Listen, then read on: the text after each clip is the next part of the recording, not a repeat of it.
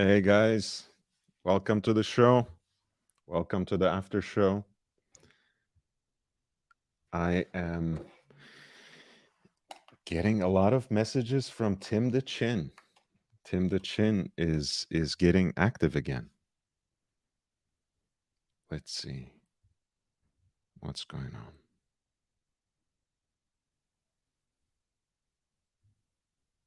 on. Oh, no worries.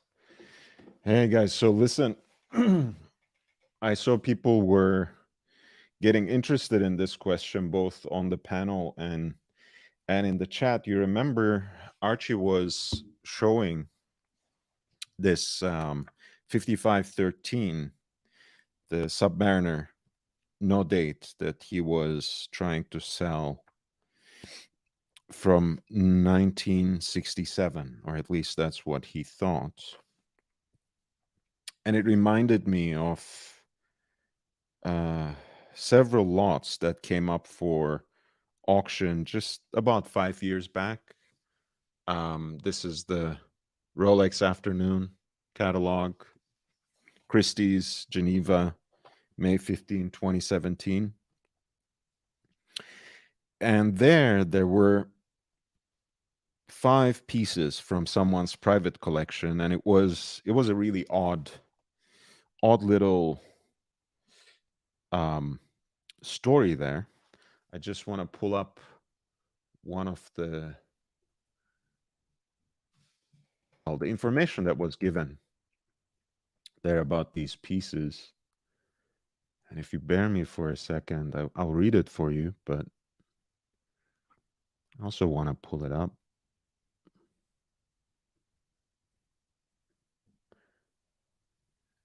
There we go.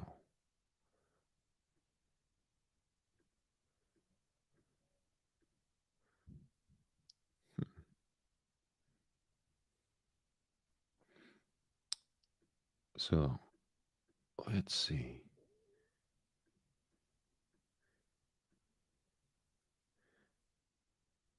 So you can see this, right? Oh.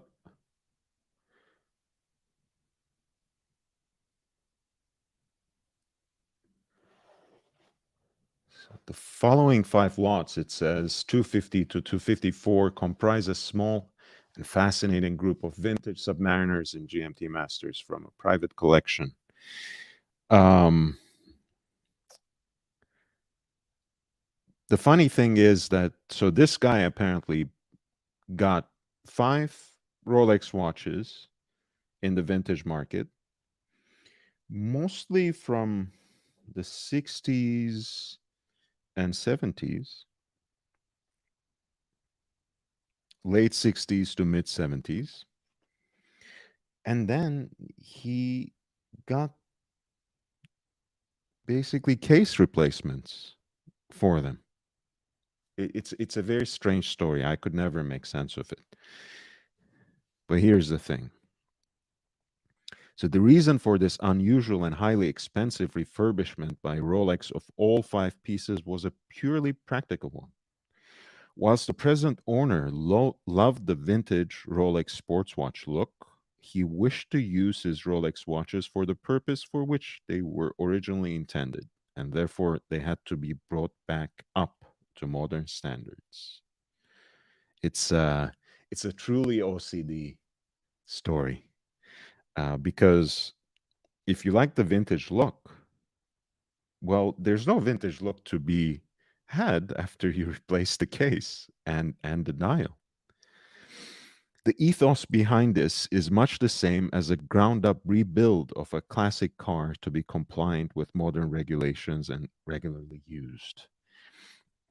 It's lovely. At least someone talented wrote this copy so we could actually get a little bit into the romance of the story. Now of interest in their own right, these watches are ideal for those seeking the vintage look combined with modern day practicality. In other words, a new old Rolex.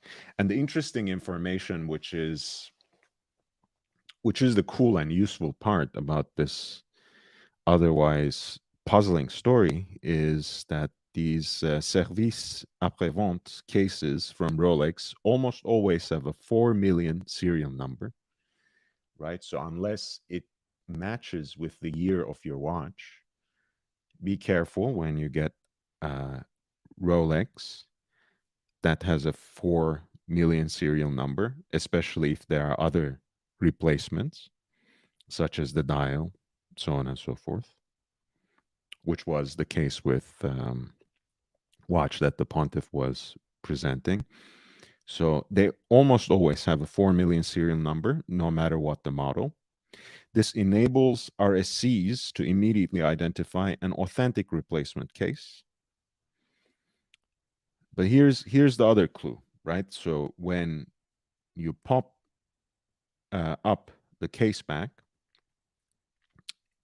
in addition to the 4 million serial number, the original serial number and reference engraved inside the case back represents a full record of the work done. For example, lot 250, which we will see in the next photograph,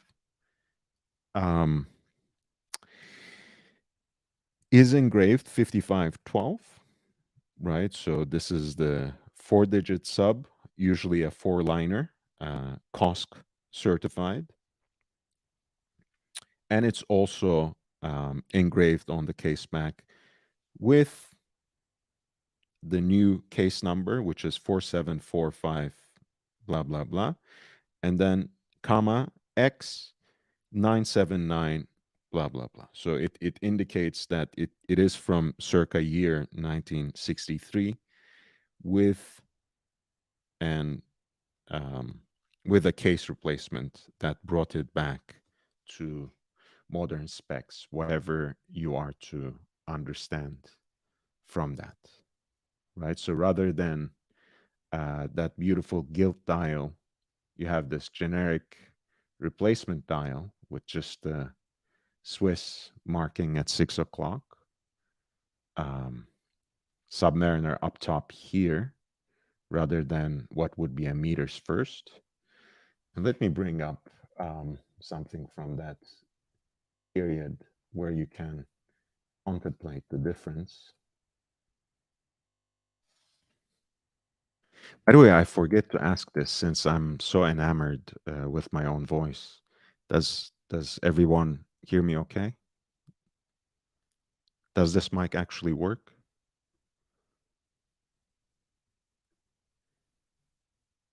I mean, is it good? Does it make a difference?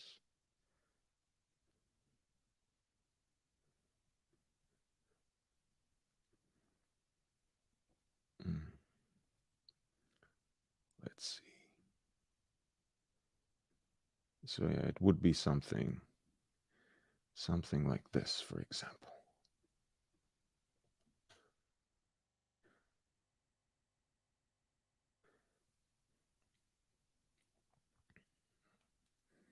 Right, this is what you should have instead. And what you get with the replacement is something like this. See? Yeah, very puzzling, but hey, I think it's really oh, hey, Ozzy. G'day, how you doing? Good, man. Nice to see you back. Yeah, hopefully I got a little bit of time just saying hi. That's really puzzling, that one. That's a ship of Theseus type moment once you start replacing the case and the dial. Yeah, look, I mean, I keep repeating this, but I think that's why this story actually contains a lesson, because I keep saying that hey, what can I tell people if they are doing whatever they want to do in terms of service work, in terms of refurbishment with their own watches, right? But then you see a case like this where someone actually puts up like 5 pieces from their collection for sale on, on a legitimate auction house, in Geneva. That I could never understand, because ultimately these watches do go back on the market. And imagine, even for 5 years ago, these were basically watches that got an estimate between $3,000 to $5,000 each. So imagine how devalued they were. And let's see where This is they Franken watches. actually, This is the definition almost, except it's RSC certified. right. Let's see what they actually realized in terms of the price. Actually, I would be really interested in finding that out, because Christie's obviously keeps records of that, and it's accessible. Um, let's see, Rolex afternoon. How are you doing? It's you are getting ready to travel or something? Are you No, packing? just cooking dinner for the family. Okay. Simple. Just the This is kitchen. actually a quieter time with the right headset. Yeah, that's, well, I mean, again, we actually like having Junior as a recurrent guest and His character in the show. cameos. Um, but yeah, I should I should try to find this auction again.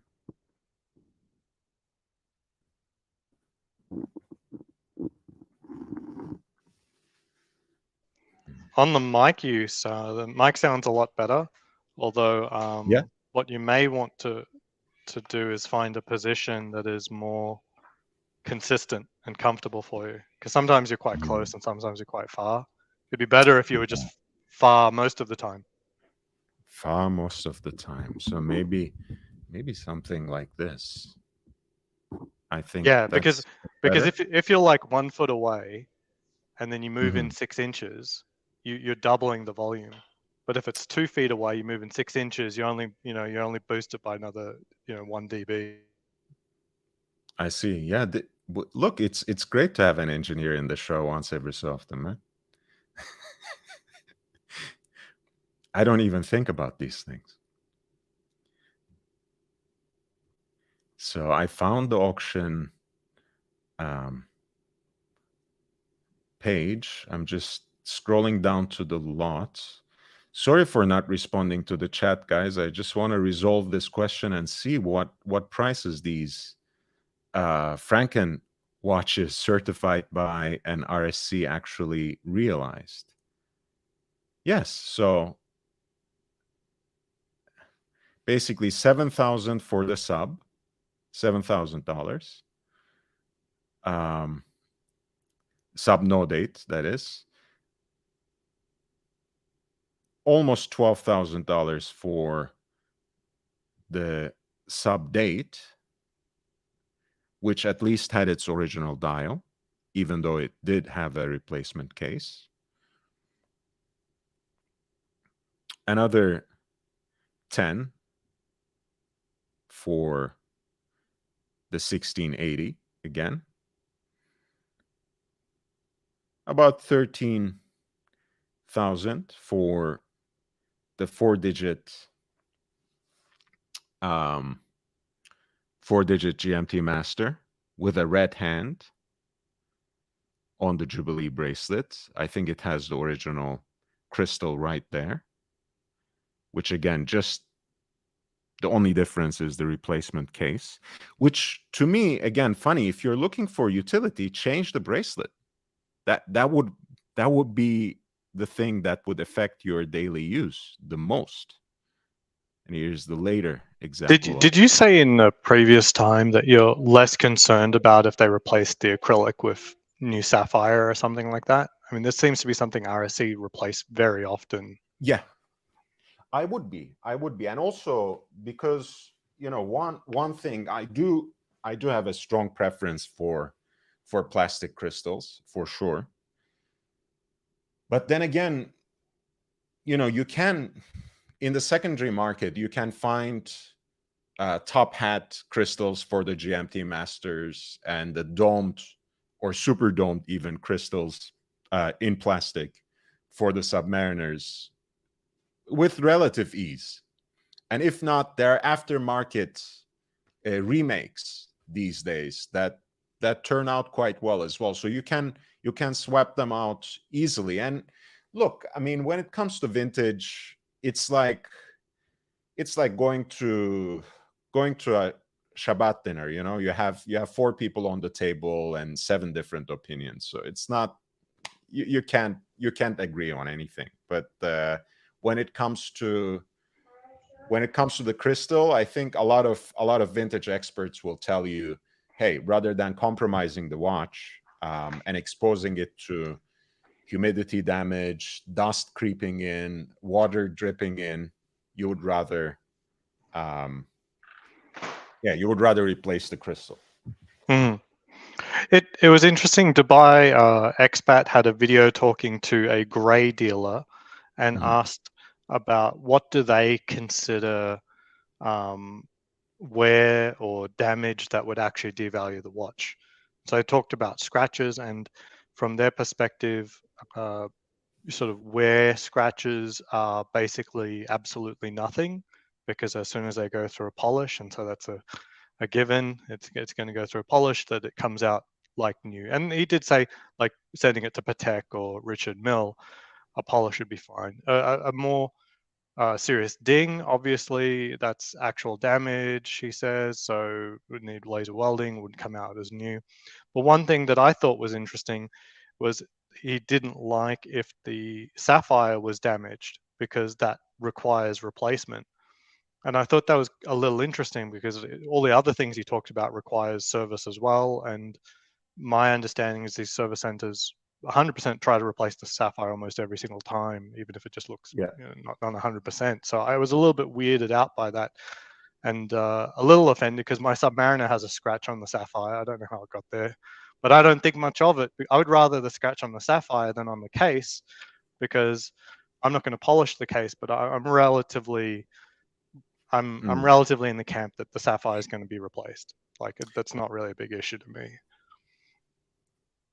Yeah, and it's like less than $400, I think, like $250, something like that. I don't really care. Look, one other thing as well, that when you go with a vintage watch to the RSC, they basically ask to change everything. Like they say, for example, the hands are scratched, so we'll have to change that. And even if they aren't scratched, they are tritium hands. We have to replace that with functional superluminova. Same thing with the dial. They will say something will flake off eventually and leak into the movement and compromise it. And honestly, on a circular logical level, they make a lot of sense, because that used to be their philosophy. Even Rolex is changing and moving a little bit, right? Because the vintage market, rather than being perceived as a threat, is now understood when everything is done properly, and when there's some regulation, some supervision that is co-signed by the brand, it actually increases the value of the brand overall. They have understood that, because I've heard of stories that people would go tour the Rolex factory, right, as exclusive visitors. And at the end of the tour, they would ask, well, when are we going to see the museum, or do you have a museum? And they would say, well, why would we present the inferior product, right? They really wanted the current Mercedes or BMW way of thinking, where after 3 years you want to trash this, right? When in the previous generations they made cars that last for decades. Well, nowadays they have shifted a little bit from that ideology. Now they have their own restoration center in Geneva. It's a Geneva exclusive. Like, it's not just another service center. You can actually, if you think it is worth it, because I think there's like a $1,500 deposit that goes with it. You can send your vintage watch to them for restoration, for refurbishment, and they come with a very detailed kind of service inquiry, and then when it's finished, they have a very good they have like an entire book that comes with it, and a very special presentation with its box, etc. That just, I think, represents the value they put into it these days. But hey, this wasn't the case before, with Rolex at least. When do you think they transitioned? When they realized someone could have more than one watch, I guess. They felt a little less self-conscious about like, oh, but if we only sell them one watch in their lifetime. Yeah, but I don't actually know the exact timeline, but I think this restoration center in Geneva opened like just a few years ago, or at least they started publicizing it a few years ago. You never know with Rolex. Sometimes they have things going on in the background or in the underground that they don't necessarily announce to the larger public. Was it a warehouse that always existed, or is it new? Just a little another carve out of the factory. I mean, Toyota's done that more recently with Gazoo Racing. There's like the little carve out of the factory of some special guys. Yeah. I just want to welcome people to the show. Ozzy, of course, you're here. Tim the Chin. Hey, man, the folk hero. He's here. Ron the Shrink dropped by. Thanks for coming by. You're always welcome, man, to come in and roast us on this panel. The link is pinned there, but hey, I posted it again. Corrado Galizia, again, one of the big supporters of this show. Welcome back. It's so nice to see you. We have J Blues Radio. Hey, man. Lovely to see you. Jimmy is here. GB Vol. Big Meech says, make room for the sheep. Make way for the sheep. Sheep are passing through. Tim the Chin reminds everyone to upvote and subscribe. Thank you, guys. Upvote and subscribe. Yeah, I did a little video on this restoration workshop. I think already a couple of months ago now. But there's also some article that Watches by SJX posted.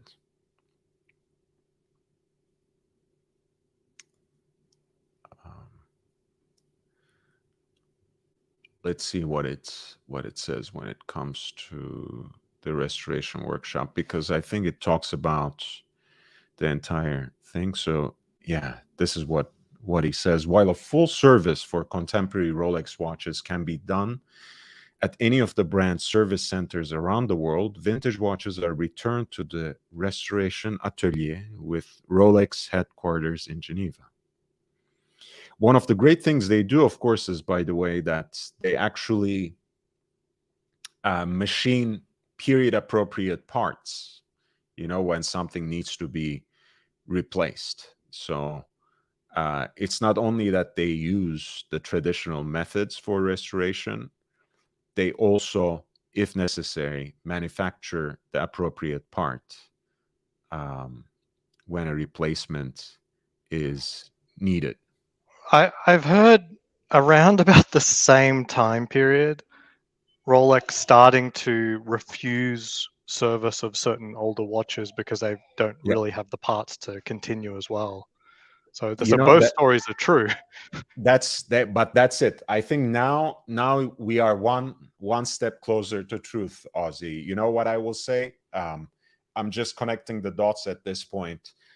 But one of my industry insider friends was telling me that a lot of the big three, or even big four, right? Patek Philippe, Vacheron Constantin, Audemars Piguet, and Rolex, have now realized that there's a lot of money to be made from service. So now, I don't think you need to tell anyone who serviced an AP that, but anyway. Right. So Rolex basically refuses service perhaps for certain vintage watches at RSCs, but they have decided that they can offer a more expensive and more exclusive service with their restoration workshop that is exclusively based in Geneva. So that's it. Well, that's good. M36 Speed, welcome to the channel. Nice to see you. Reminds everyone to upvote. Thank you. Yeah, it comes with, so they basically do the appropriate archival research in advance of the restoration work. And ultimately, they end up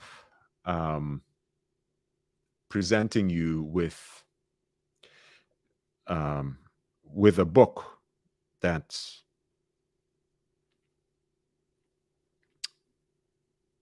basically outlines the work done. By the way, I'm very happy to say that the video that I have done on this comes up, very, very high, like the second thing on the Google search. This was a big red Daytona that was restored by this workshop and was being auctioned off on eBay recently.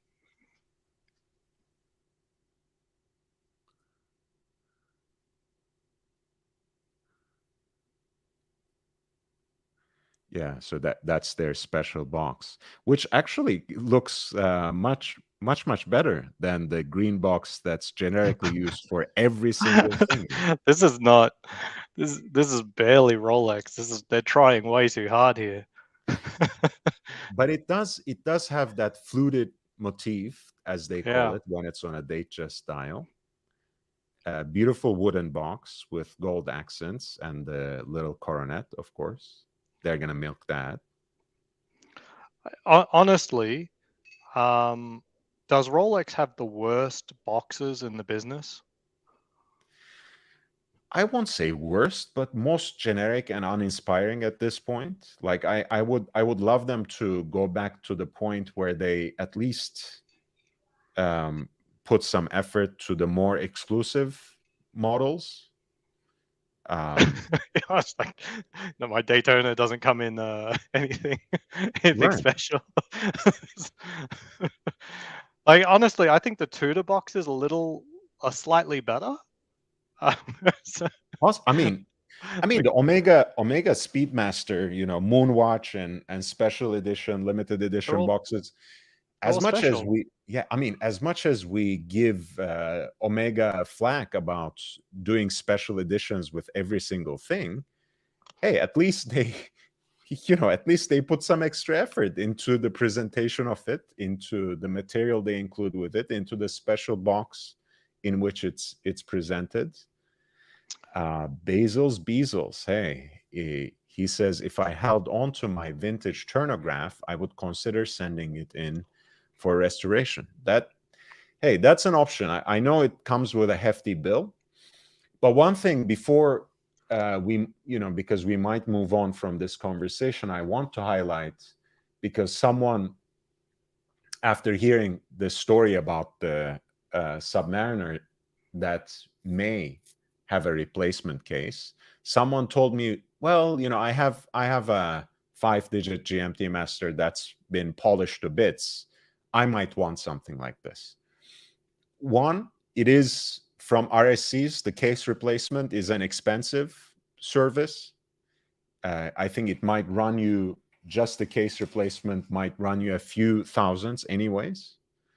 So not sure if you would want that. And again, it's not up to me to decide what people want to do with their own watches, but I think most people, even nitpicky vintage collectors, or simply people who love vintage watches, who are enthusiasts, they would prefer toothpick lugs to an entire replacement case if they're actually chasing after a vintage watch, believe you me. But there's Those are another the option. hardest people to please, though. There's probably 80% of the market who won't give a shit. Yes, yes, and that's a very important thing to underline. The other thing that I will say is, as long as you are honest with the presentation, if you ever sell the watch, if you ever want to move on from it, there are so many vintage experts out there. Um, a lot of them happen to be based in Southern California, actually, who do this kind of professional CNC aided laser welding kind of work to restore cases and finish them, refinish them, I should say, in period appropriate fashion. So I would rather have someone go get that work done by people who know how those cases are supposed to look like and how they're finished by the factory, then get a replacement case that's obviously not correct for the period from Rolex. Again, obviously it's up to you. I can't dictate the terms for people, with their own watches. But if you really want a fatter case because you want to just have something to bang about without worrying, get it restored properly. And for that, I think the only option you still have are those sorts of vintage workshops. I'm not sure, and I truly don't think that Rolex's restoration service would offer a case restoration. I doubt it, but you might need to check it with them. It strikes me that the loss of value from a bad polish, it really is just an enthusiast thing. I mean, there's plenty of people who buy vintage watches, especially Rolex, that really are not enthusiasts, sort of similar to the modern market, really, and they would never know or give a crap. I saw a GMT Master 2, a modern one, a 11671. What's full yellow gold? 5. I don't.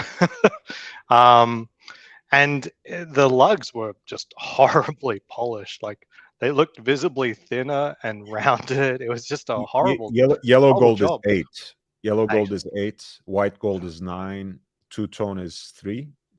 Yep. Off the top of my mind, that's what I know. I don't even know 6 is what pink platinum. gold is. Probably What's 5. pink gold? Well, so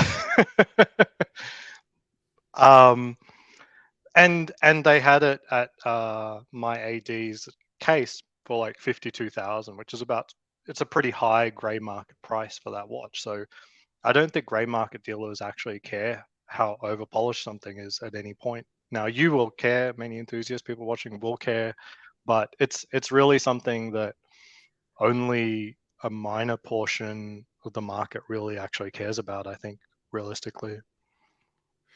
Yeah.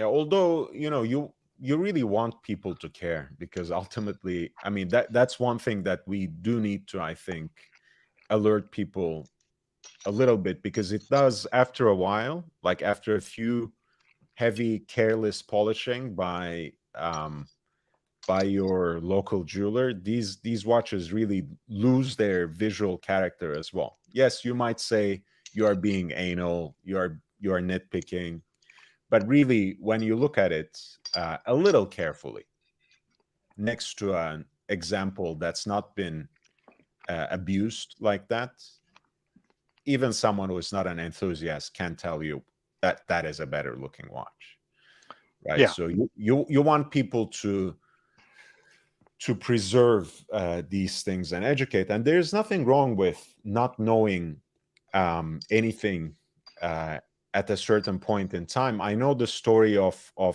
Claude Sfer, who is one of the most famous watch collectors now, who has collaborated with Philippe Dufort, F.P. Jean, all these people. And he actually still owns the Jean boutique in Beirut, Lebanon. He was talking about his youth as a jeweler who was working in the Emirates at the time, I think.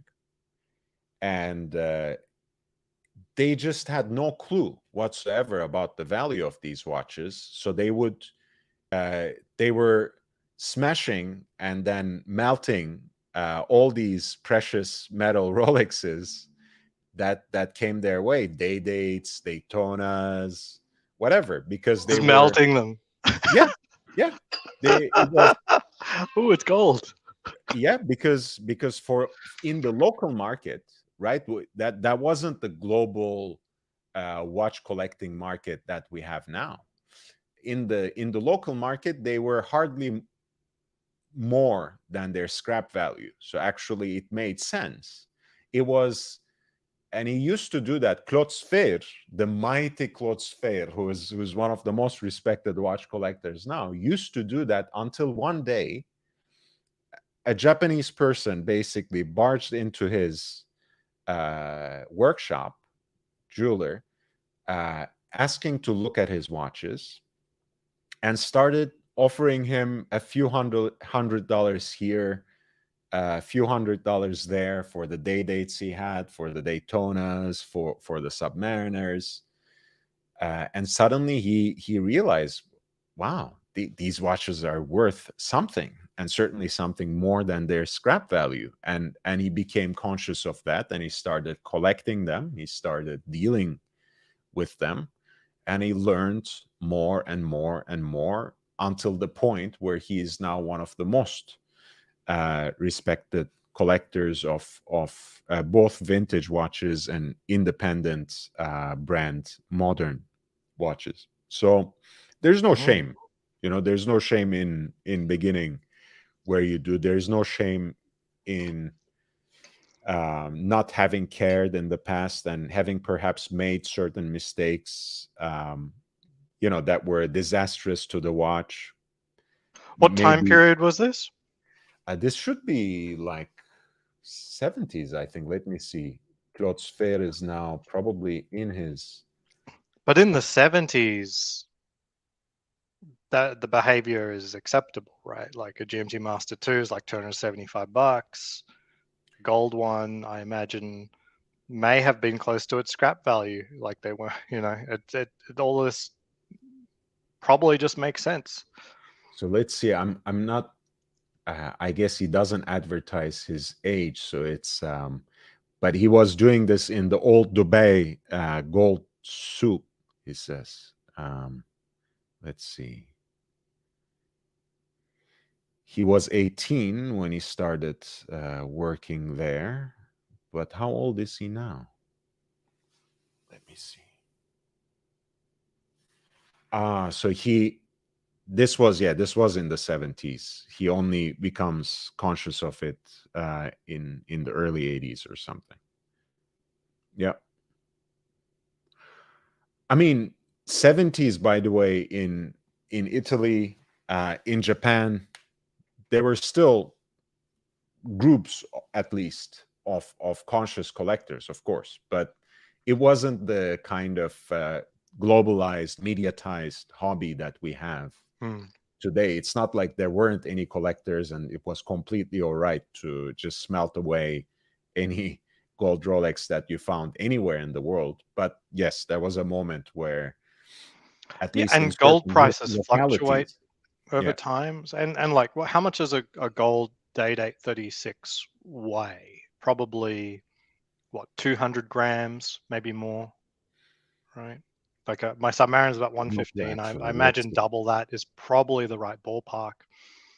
Ultimately, that's a lot of gold. Like I think in today's money, in today's gold price, I think that puts you at like $10,000-$15,000 worth of gold. I think at the time, though, I mean, even in recent times, I think you could have got a day date 36 Mhm. for under $10,000. And so even in the Western world, I think the melt price of many of these Rolexes may have exceeded the price they were trading for.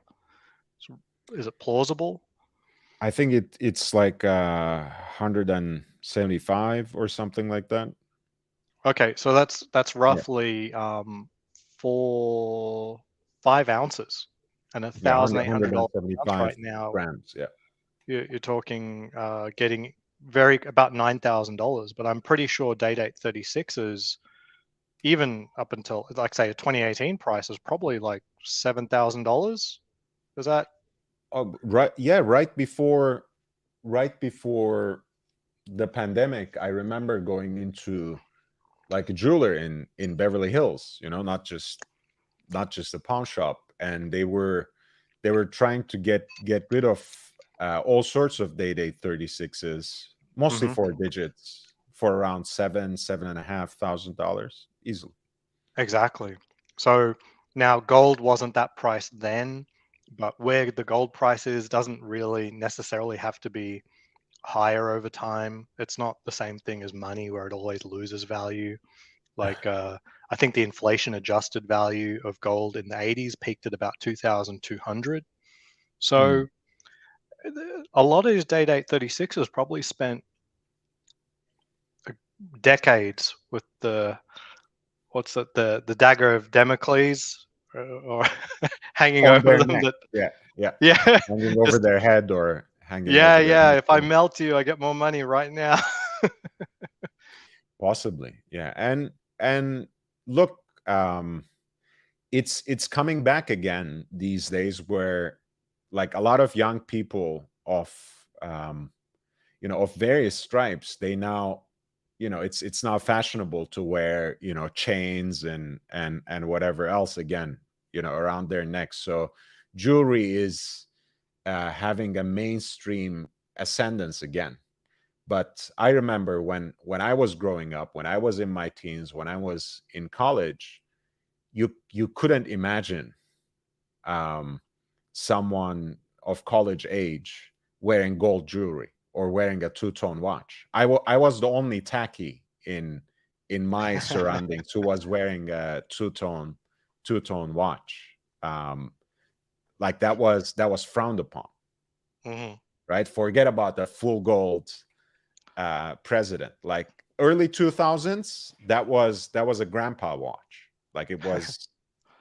Well, I'm not too sure at which point it's gone away. Now, I think in certain social circumstances and settings, the gold comes back into play. Two-tone obviously is more versatile, as much as people do not Yeah. want to admit it.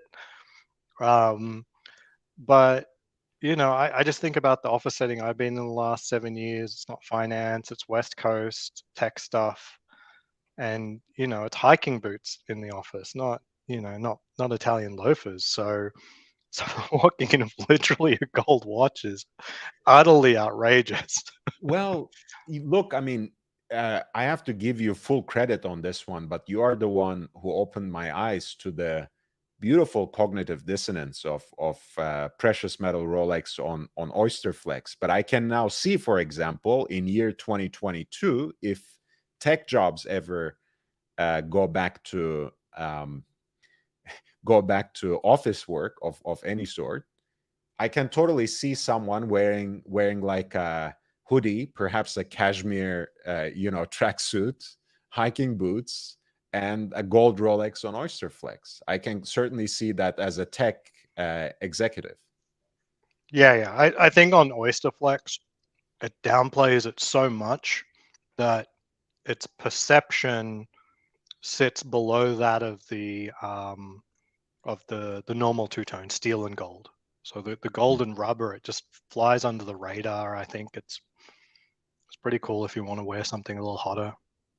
Yeah, yeah, and one of the supporters of the show, JB, has a beautiful like modern John Player special on Oyster Flex, with that also has a diamond set dial, by the way. That's an That's amazing watch. gorgeous.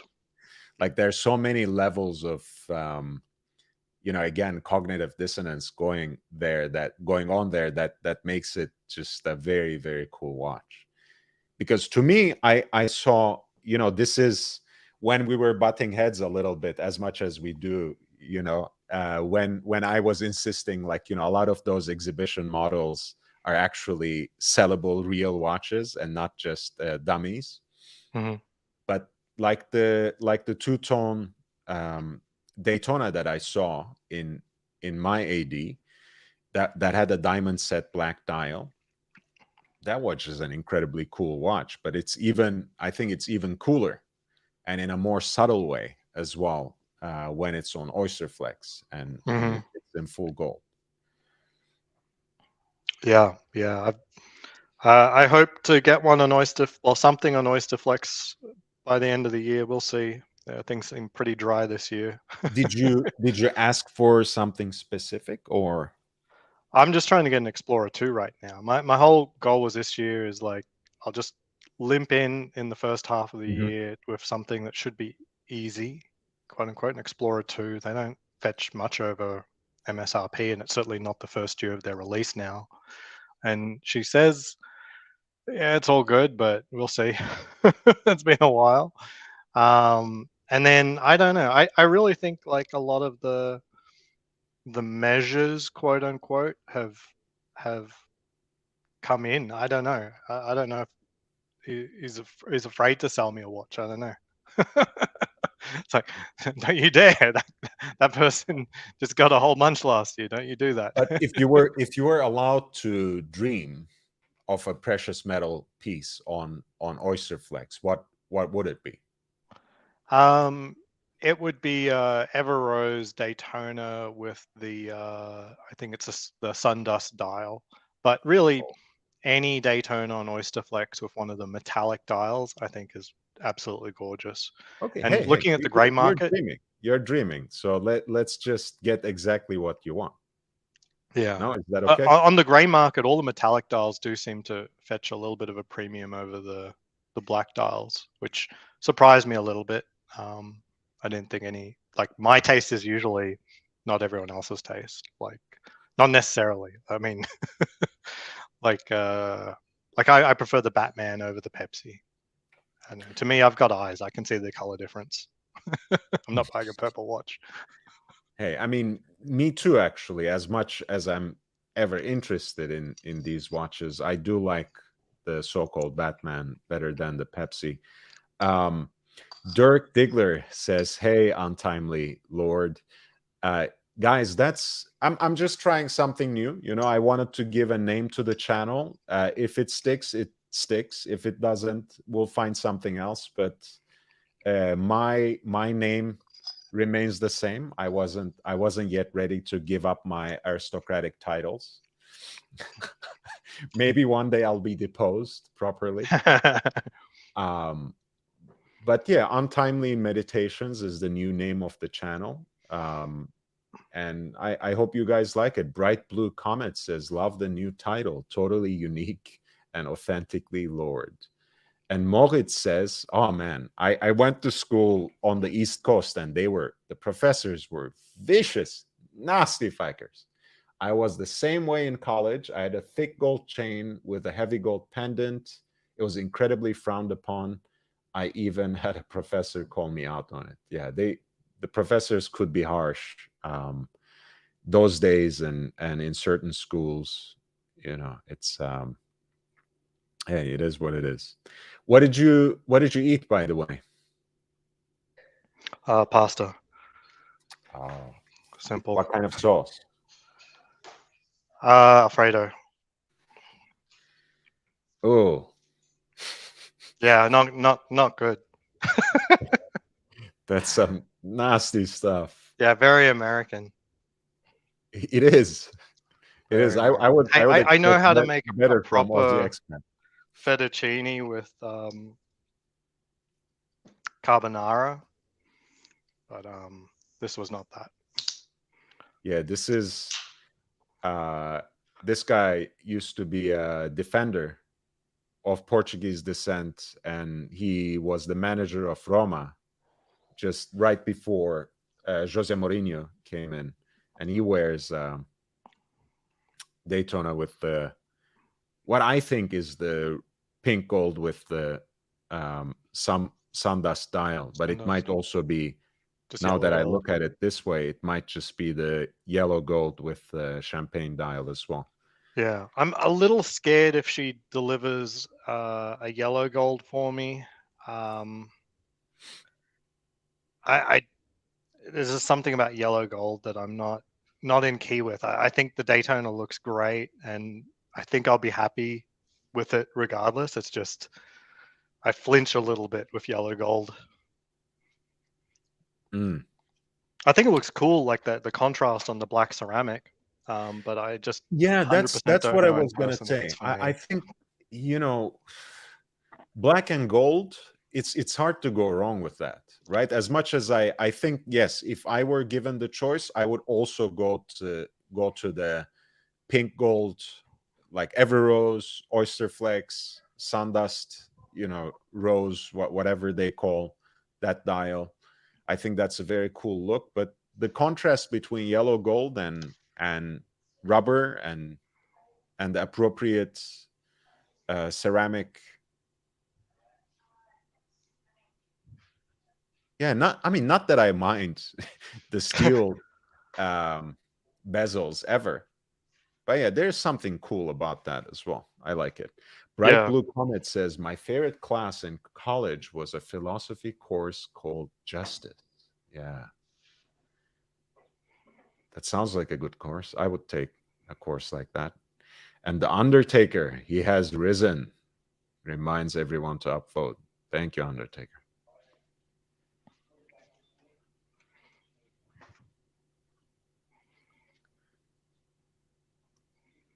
Yeah.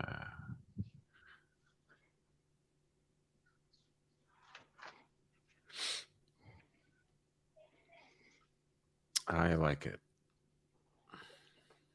Little outdoor stream here. Yeah, the sun's out still, of course, in Nevada. Yeah, not a bad sunset going on just over the. Well, need HDR webcam to be able to get that, I think. Beautiful. Beautiful. Moritz says sounds like a Dershowitz class.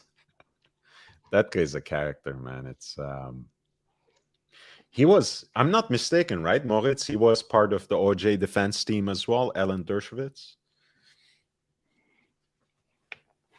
I remember the OJ case. No, wait, no, sorry. I remember the Spectre case. It had the same lady who defended OJ on the evidence. She's the bomb. She's awesome. Do you remember her name? No, I don't. She was a pretty middle-aged lady, relatively overweight, but she really did a great job of just completely destroying forensic evidence.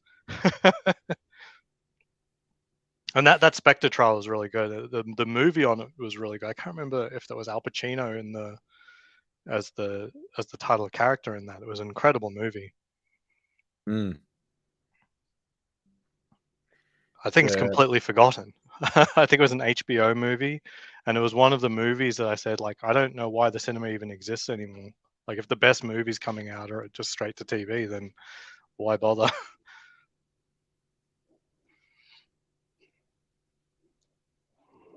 Yeah,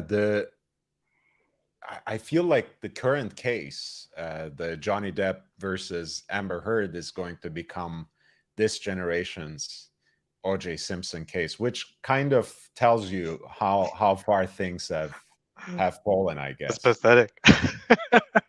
Because We're talking look, about shitting in the bed, not murder. that's that, and like, you know, a lot of there were, you know, so many interesting readings, you know, sociological and philosophical of that particular case, but there were such, no matter where you side, there were so many important questions and stakes raised by that case. You know, race versus the justice system. You know, the power of celebrity. You know, and whether you can buy justice and buy your freedom or not. So all these things about the justice system were laid bare with that particular case. Here, yeah, you just have pettiness all around wherever you look. Hey, I think it's serving its purpose. It's you've got the court of public opinion being righted in a real court. That's what's happening. Now, the actual outcome of the case, no one, I think, really cares. Yeah, at this point, that's the thing. But that's what OJ's case taught us as well. That the outcome of the case really doesn't in any way align with the morality that is at stake, with the rightfulness, with justice. It really has, the justice system has nothing to do with that. It operates Hmm. with its own circular logic, as we call it in the Archieverse. Yeah, And sure. you might get acquitted, you might get punished, but it really doesn't have much to do with what you have actually done, and how that should be viewed in the court of public opinion. It's really basically two disjointed universes, that That's what very interesting. what The happens in Phil the Spector courtroom. movie I linked, so that is Al Pacino and Helen Mirren. Mm. Incredible performances. If you haven't seen it, there's so many movies that you should avoid right now. You may as well pick this one up if you haven't seen it. I have not. That's the thing, and that's already. You said Al Pacino. You said Dame Mirren. But I'm in. I'm gonna watch that Yeah. movie. That's just These are Phil. probably their best performances by far, I think. It's really incredible movie, and it really highlights issues of justice for people who are extremely wealthy elites. Hmm. Pardon me. J617. Silly question. I've never owned a precious metal piece, but does Rolex use gold spring bars? In fact, they do. At least they used to in the vintage watches. Original. Yeah, they used to have solid gold spring bars. I'm sure they still do, I'll right? go check my wife's. Now I can't check the spring bar that's holding it to the case, but I can check the spring bar that's in the clasp. I Yeah, don't know if I mean, that's. just a quick look, perhaps. I think they should still do, but No, in wait a minute. in No, vintage it's pieces, packed away. in original condition, yes. Dirk Diggler says, I kind of frown upon it when watch brands put rubber on high dollar Lux watches. It's like an NATO strap. You pay the money. I want the whole watch with a metal bracelet. What do you think? That's very fair. I think you're just highlighting how much the brand really needs to do with that rubber bracelet to justify its existence. Like it Mm. has to be extremely good. And in my opinion, I've seen an Aquanaut like a couple of times now, and there are different eras. In all likelihood, I was seeing older ones. I thought the strap looked incredibly cheap. Like I thought it was a fake watch because it just looked so cheap. But the reality, it was probably a real watch, and that's just how the straps are. But This is on the Rolex, the Oyster Flex is gorgeous. It's really gorgeous. this is what I will say about the Aquanaut specifically, um, because what the cool thing about the most recent generation of the Aquanaut and its rubber bracelet is, to me, purely aesthetic, because finally, unlike the earlier references, 5167A has a rubber strap that sits flush with the case. And because the design of the bracelet reflects so closely the pattern on the dial, that globescape design, to me there is an aesthetic, there's a visual appeal to it. Now, the build quality of the strap is nothing special. It is just another strap, but I think it is defensible on that particular ground. And again, for a Patek watch, if you can acquire it on the list price, it is actually pretty cheap, so you are not paying for an entire bracelet. And this is not something to defend the rubber bracelet, but the metal bracelet, the stainless steel bracelet that comes with this particular watch is absolute dog shit. So there we go. Yeah, I just felt the texture and just the light. It's so shiny. The Mhm. the the the rubber on it. It's just so shiny. And look, it may have been because that's how it wears after time, and maybe it hasn't been recently washed, so it looks shiny and plasticky, sort of like a cheap car. But it really, the two examples I've seen, it really looked very cheap. Yeah, just to give an example of that, too, I just wanna. I just want to pull up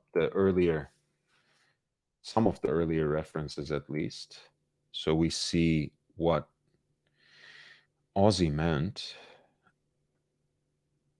Like this one, for example. This is a smaller size too, at any rate.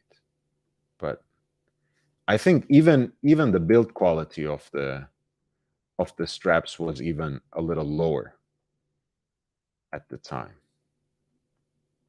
Like you see, when it comes to this particular piece, there's nothing that can quite justify that rubber strap there. Also, the idea that you use a guillotine to cut the strap, it's so, I don't know, very Citizen Watch to me. I've got a Citizen Watch that had a rubber strap where you had to cut it like that. Well, I mean, yeah. Once we start picking it apart, I'm sure we can see a lot of other things with it. But again, yeah, to me, unlike the Rolex Oyster Flex, which has at least some aspect of structural and utilitarian design to it. Yes, Aussie is drinking Dr. Pepper. Um, the appeal of the most recent generation 5167A Aquanaut rubber band is really purely aesthetic. I think there's nothing special about it as a strap. Jay says something important, and I do agree with him. Day date on a leather or suede strap looks cool. I think that's great to have it's great to have the option, right? I love wearing my root beer on a suede strap, on a leather strap. Even I have worn it on occasion, very rarely, but I've worn it on a like khaki NATO strap, which I thought looked cool for a day or two. But the fact that I have the two-tone bracelet and that I can wear it on that, I like it. And yeah, I think, for a day date, nowadays it's delivered on the full presidential bracelet. And you can always pop it off once every so often and put it on a leather band or on even suede. I think it's nice to have the option with the day date specifically. Daytona on Oyster Flex, I think, just looks cool to the point that it makes it not unnecessary, but perhaps, yeah, secondary to have a full bracelet with it.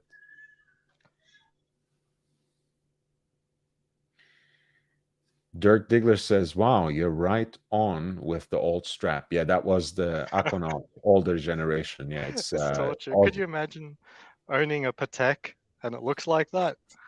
I don't know. Actually, I had a colleague who was an older lady, and she had a ladies Aquanaut with on like a white rubber, um, white dial, and with diamonds on the bezel, and that looked quite cool. But again, it did suffer from that unintegrated look.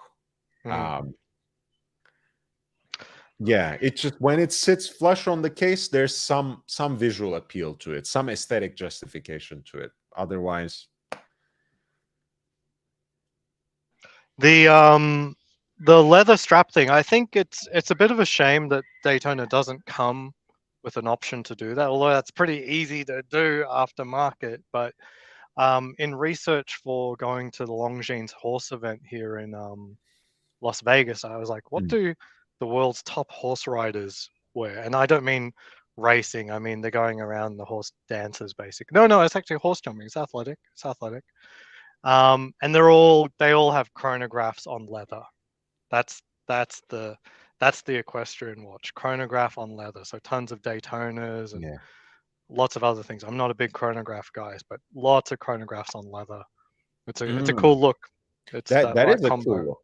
I think a Daytona on leather, a vintage Daytona on like a Hermes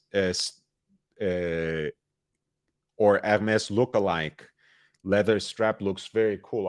I'll pull that up. I was gonna be creepy and bring up my Instagram girlfriend again, but I'm not gonna do that because she does wear a Daytona. I think, I don't know if it's Zenith, but it's certainly an older Daytona that is pre-ceramic. So either the 5-digit or the 6-digit, and she also has a black GMT, and that's an actual competitor as well. Mm. Let's see, vintage Rolex Daytona.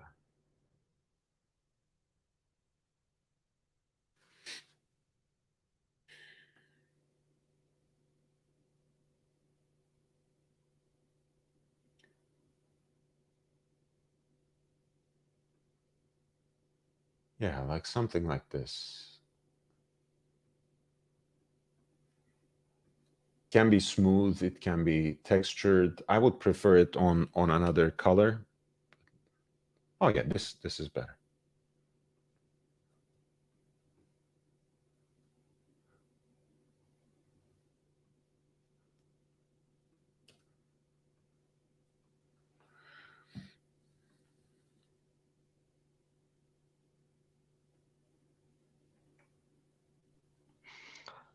I really like these older Daytonas with the steel bezel. Mm. The Tudor actually discontinued their chronograph that looks like that though. So now we got the new, the Panda and reverse Panda, but before that there was one that had the steel bezel, and it's a highly unpopular, I imagine. Wouldn't be if they re-released it. Mm. Yeah, of course, there's the famous Paul Newman bun strap look as well. That's never coming back, is it? Yeah, I mean, if you're a rock star or a celebrity, I think you can get away with it. Otherwise, it looks like you are trying too hard, I think. Yeah, the latest example of someone wearing it, I think you're right, was a rock star. I want to say it was like Kid Rock or something, but definitely wasn't Kid Rock. But I have it on a recent Instagram post that David Beckham was wearing actually his two-tone root beer on a bun strap. mm, And I mean, it's David Beckham. Like, he was a good footballer, but a mm, much more marketable and celebrity person than he was ever an athlete, I think. And he mm. can wear it. He can pull it off. Actually, I think the Tudor Black Bay Bronze, it's non-bracelet option. Well, no, it's only straps, but I think there's a strap that's with or without the bund. There Let's are see. there are still places trying to sell it. I thought this was popular. Isn't Black Bay Bronze pretty popular? Not really. People The don't Black like Bay it? 58 bronze is now a bit more popular, but certainly this Black Bay bronze I don't think ever really got popular. I think maybe there's options further down. Hmm. Honestly, with this 369 Explorer type dial, I'm heavily tempted to get one and put the Mercedes hands on it, because I would never be able to get my hands on a Explorer dial vintage sub. So this could be the second best, but it's like what, 43 millimeters? God damn, that's a big watch. Yeah. That is a Yeah. big watch. But so it's not showing the bund option down below? No, it does not. It only has the black leather strap with a pin buckle, and then it Hmm. has the NATO, which is actually kind of cool. I like that single golden stripe that runs through it. I I want one of those for the 58. I've been having second thoughts about the bracelet on the 58, and I'd Mm. love one of their NATOs that has the single stripe down. I've tried to find such a thing aftermarket. It's a very simple thing, but not that common apparently. Really? I think my Yeah, just a favorite. single gold stripe down the middle. Hmm. Let's see. I keep plugging them for free, and I will continue to do that. Not that they're giving me anything, but let's see if I can actually find it on their page. But you're right, I can't find anything similar to that. Yeah, they all want the stripes to be like much bigger, fancier, whatever, and Oh then no, I you're at did. the point where I you, did. 20 millimeter lug width, right? yeah, 20. All right, they have it in their Supreme range. The Blackened Desert, that's kind Yeah, of a tan, isn't it? It's close. yeah, close but no cigar. Is that what you're saying? Yeah, I'm not sure. You can never really fully tell from pictures, but if they describe it as tan or sand color, that's not yeah, maybe it's close enough. To me, I need something to offset the gold in the hands. Like there's a lot of gold on here and it's not played elsewhere. I love Mm. the look. I don't know if that's color matched because I this is mean, the way the photo is being taken, but in this case, the gold accents, at least on the dial, if not the hands, is more of a pink gold or rose gold yeah, yeah, it's not than anything definitely else. not yellow. Yeah. Yeah, it's Uh, true. It's but true. I do kind of like this look, honestly. Um, Look, I mean, I think Black Bay Is the 58 hardware is, brushed? there's the option. You can choose it brushed. You can choose Ah, it cool. brushed or even black PVD, not for this watch, of course, but hey, if that's what you like, there's that option. Um, yeah, I think Oh, crown and buckle is good for a lot of native straps. Go ahead. Sorry. the other issue I had with it is the case on the Black Bay 58, where, between the lugs, it's completely unfinished. Say it again. Sorry, you cut for a The second there. the case on the Black Bay 58, so if I remove the end link, you can see the case. It's Yeah. completely unfinished. And so when I use a strap with it, Uh, I'm looking at an unfinished case, like the part of it mhm. that's like it's very unfinished. It's not even brushed or whatever. I can see sort of like machining marks. uh, I I may I have to think look that at one in the store where it's selling them on the strap if they actually finish that area. interesting. I think that's I don't even pay attention to those things because I think that look is how vintage Rolexes look anyways. What you It's mean true. unfinished is I think what I prefer the watches to be. I think look, um people have complained a lot about, like, how in the secondary market Tudor isn't performing as well as it was a few months ago.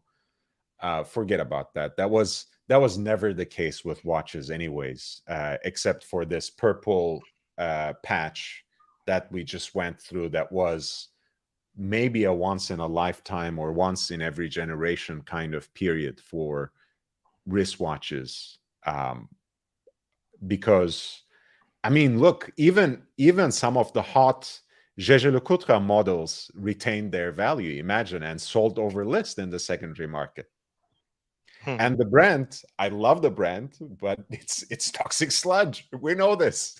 So obviously, this is not this is not the right hobby. If you look at watches as purely investment, you should expect to lose some value, the minute you buy something new. And from that perspective, I think a Black Bay 58 bought new or in the secondary market is still the bee's knees, so to speak. It's still one of the best purchases for a nice sporty or even a tool watch. Mm-hmm. Yeah, I mean, I look at it like you could probably spend 13,000 for a Submariner, or maybe more, like a relatively vintage one. Not true vintage, but something older, pre-ceramic. And you probably won't be able to use that as much as your Black Bay 58. You can't use that in the same way, and you could also lose value on that, just more than losing value on the two. Like the two, you're going to lose like $6-7, something like that, 20%. Yeah, well, that's what grey prices are on the secondary. You're not going to be able to pick up any watch without losing 20% of value immediately just on the spread. Yeah. And if you don't want to buy in the secondary market, that's always an option. Sorry, I gotta go. It's been I enjoyable. Thanks, know. everyone. Hey, thanks for dropping by. As always, it's lovely to have you here. I still remember fondly the days where you were my regular co-host, but maybe they will come back. Who knows? Yeah, the baby's just way too fussy these days, so it's been like 18 hours a day. She sleeps fine, but any other time it's just been constant comforting. All right, appreciate it. Have a good night, everyone, Take care, and Ozzy. thanks for having me Nice on the to show. see you. Thank you for dropping by.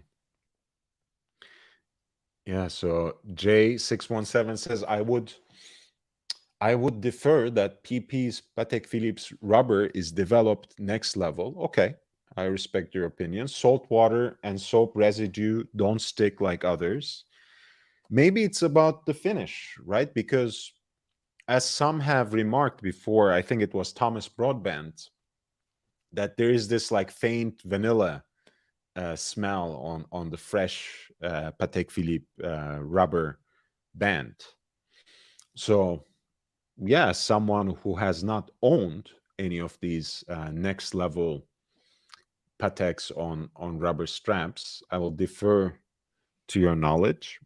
My only complaint with the new Patek Philippe rubber band is the connection to the case loosens. Look, honestly, I don't think that's much of a problem. You know, even, I mean, again, coming from the vintage Rolex side of things, I know that the metal bracelets actually loosen and become jingly jangly, and they need some TLC over time, and they can be restored unless you actually like them that way.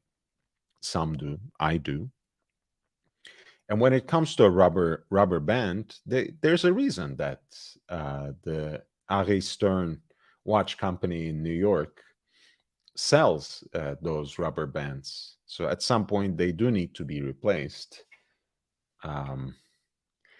Too bad if you actually need a khaki one, which apparently is now discontinued, and it sells the OEM versions of it in the secondary market sell for a couple of thousands apparently.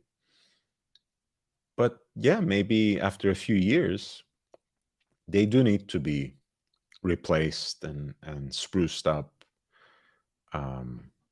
It would only make sense to change the rubber band when that watch, when your Aquanaut goes to service after 3-5 years or more.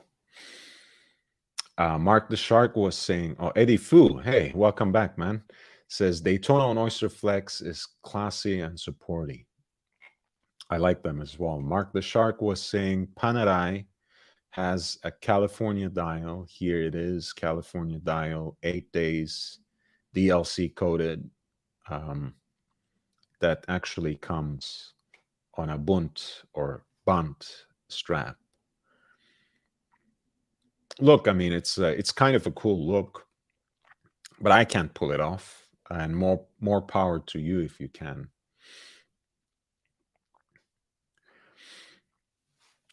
Unless you race cars, fly planes, or you're actually a rock star or a celebrity, I feel like, it might look a little contrived, but that's just my personal opinion.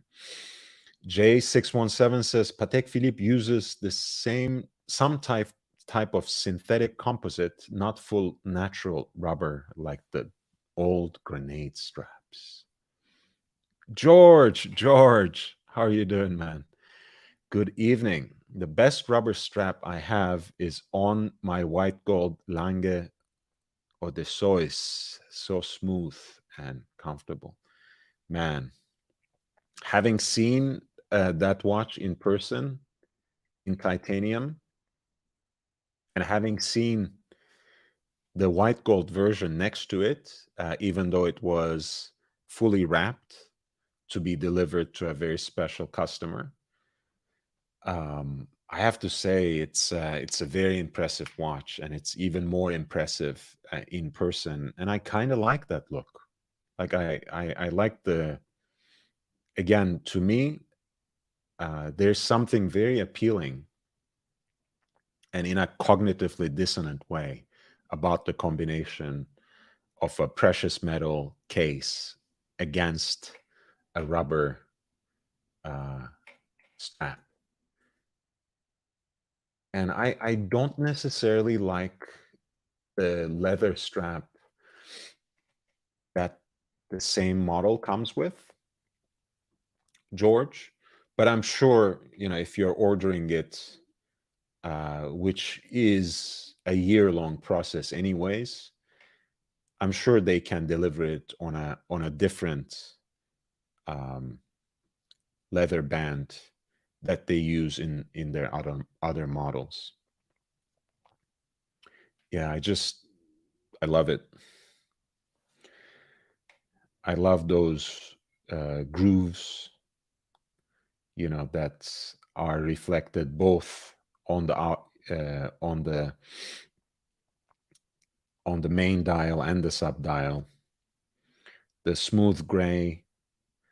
Another thing that I really appreciate is how both, well, in all the models, the the dials for the discs, rather, I should say, of the day and date actually match the dial color. So it's in gray here rather than white, for example.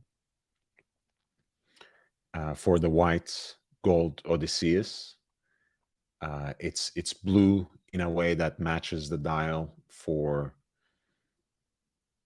the steel, and it's in that ice blue. Oh no, it's not actually in the titanium one. It's in white. So that's the only one that pops out in the usual Lange manner. In the white gold, it matches, and in the steel as well, it actually matches the blue, the deep blue of the dial as well.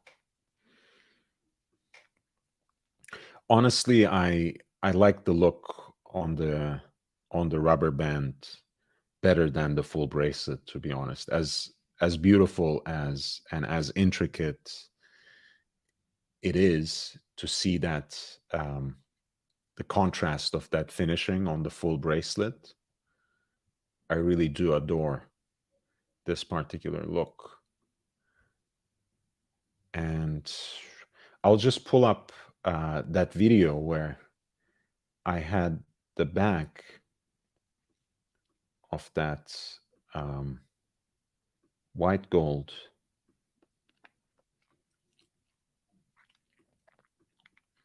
that was going to be delivered.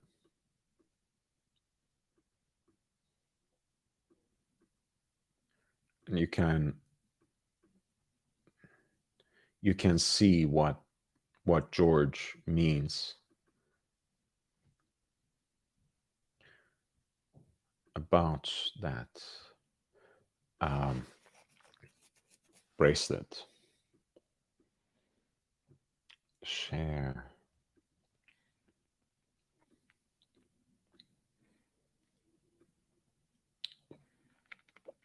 You see those channels and grooves on the bracelet. I was, of course, mostly enchanted by the movement, so didn't really get a great shot of the bracelet, of the band, I should say.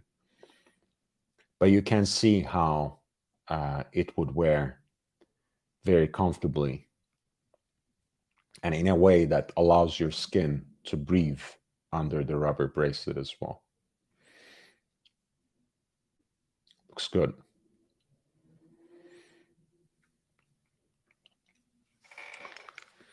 Mark the Shark says, my wrist can, not much else, maybe if I lived in Alaska. But it always rains there, so not anywhere. And Jay says, did you happen to see the genius who used the Dremel on his vintage Tropic strap? Great result, a bee's dick away from breaking the connector. No, I have not, actually.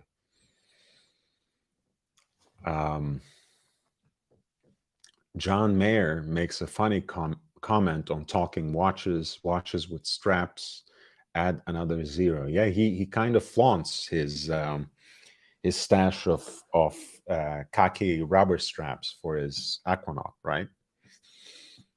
Yeah, not too bad. He has a decent collection, for sure. Guys, we are halfway through almost in our show. Ozzy was here. It was nice to see my co-host back with me for the first half of the show. If you have enjoyed the show, if you have been learning from it, please upvote, hit that like button. It helps me a great deal. It helps me gain more exposure as I try to make my way towards 1,000 subscribers, as I'm carving that path towards monetization.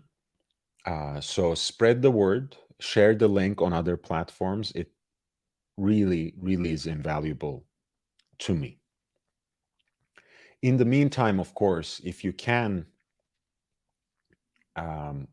always contribute via PayPal or Cash App if you want to support the work that I'm doing in this channel, creating the exclusive and original content, running these live streams. You can always make a PayPal contribution at lordhellespontv@gmail.com, lordhellespontv@gmail.com. I also have a Cash App, which is LHVVV, LHVVV. Angelic Slayer, welcome back to the channel. John Mayer is the reason every YouTube guitarist must wear a sub. Lame. Hey, welcome back. George says, spoke with my friend who is the gray market dealer. He said that anything with a leather strap is now desirable, and most stainless steel are down about 20%. Interesting observation. Yes, I mean, a lot of leather strap watches are, of course, the precious metal and possibly prestige brand watches. So they might look. Pateks of a certain pedigree were always good at least retaining their value. And the vintage market was, before the advent of internet forums and outlets and social media, vintage Rolex and vintage Patek Philippe were the kings, right? So if everything fails, you can always count on the big four to at least retain their value.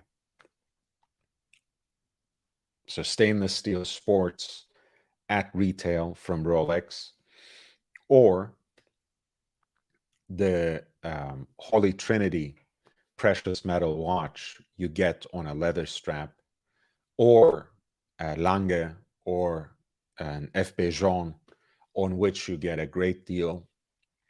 Those are always safe bets over the mid and long term. George says he said any Calatrava, Langes, even code 1159 are being bought up very quickly. I love how you put it, even code 1159. J617 says you were lucky to have your Tropic strap fit well. I think it's hit or miss with the lug sizing. That's actually, hey, I don't know if my dad ever got the chance to wear it, because that's actually something that he got with the watch, and it was in its box, you know. So I don't think he ever put it on, but it should have fit, because it's a curved end.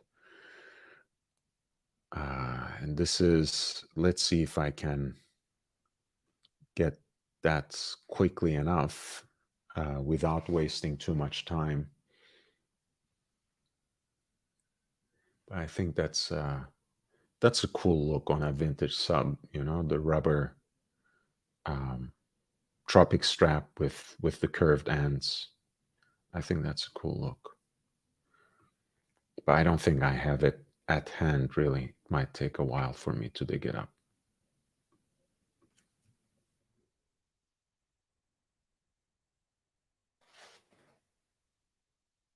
Let's see.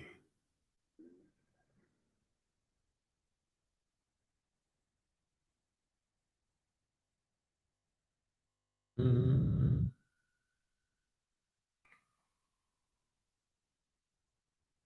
almost there, I think. Yes. No.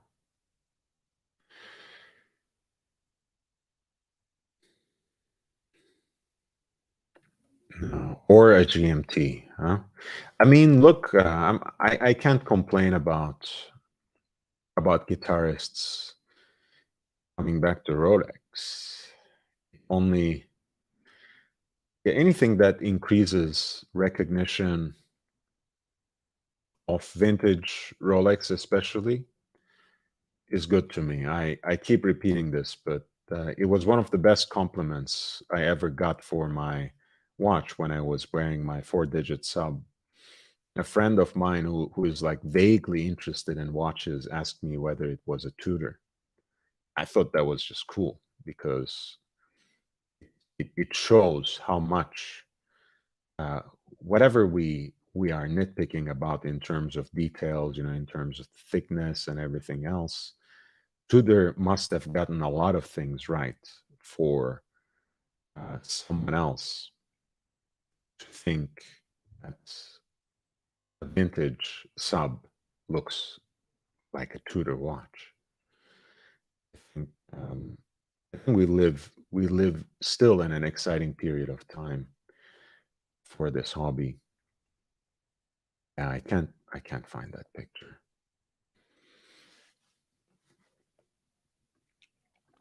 Corrado is back. Hey, man. Just catching up, but I wanted to tell you about a book I recently picked up. It's called The Beauty of Time. You'd love it. Let's check it out. Let's check it out. I will see if I can pull up The Beauty of Time.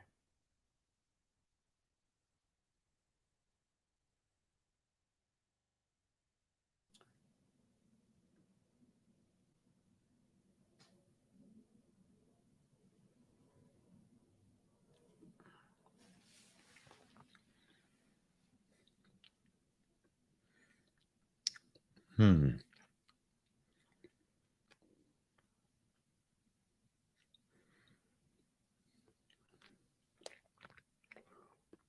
Interesting. It's a book written by two Frenchmen, I think, and published by Rizzoli, I think. Right? Kind of a catalog of different timepieces from medieval time into the present. That's very interesting. I'll check it out, and I'll see if I can order a copy for myself, and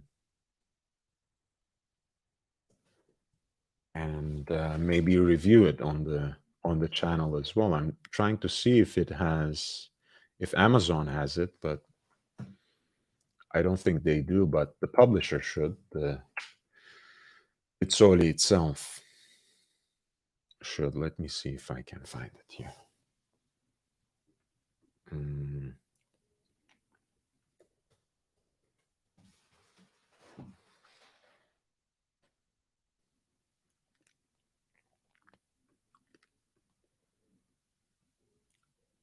Oh. Is this it, Corrado?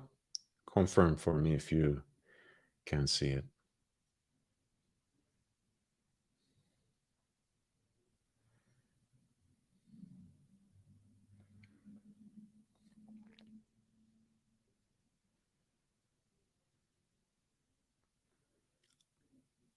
It's relatively new. The Beauty of Time, published in partnership with the prestigious Fondation de la Haute Horlogerie, presents a panorama of the most beautiful timepieces from the Middle Ages to the present.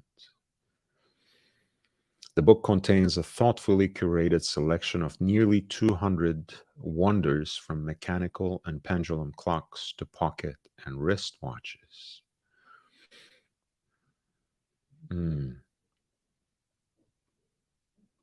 Very cool.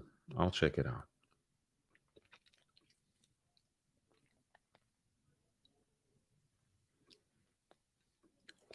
What are some of your favorite aftermarket rubber straps, for example, on an Explorer 2?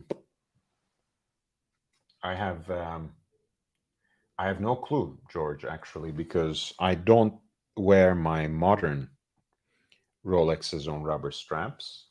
I couldn't find that picture, but I have the old curved end Tropic strap at hand, which is very simple, not in any way attractive or enticing, but quite cool with the curved ends. They have revived the brand recently.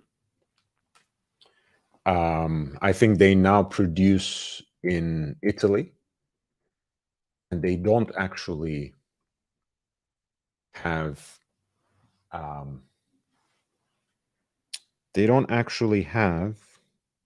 curved end straps. At least the last time I checked, they did not.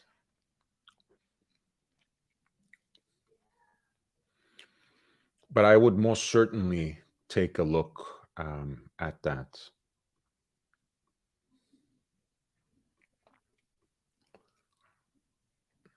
Yeah, I'll send the link here as well, www.tropicstrap.com.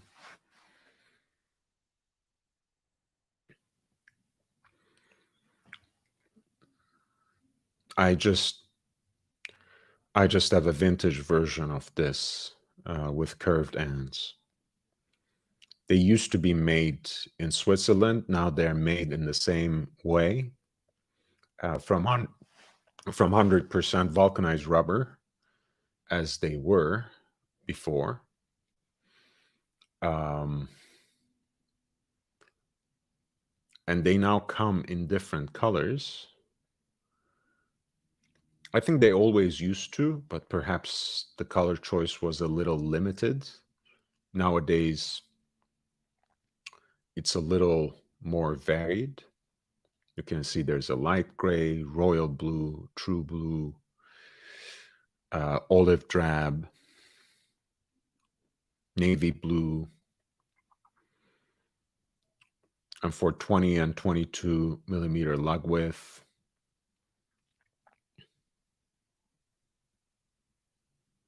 Yeah, apparently even more colors here.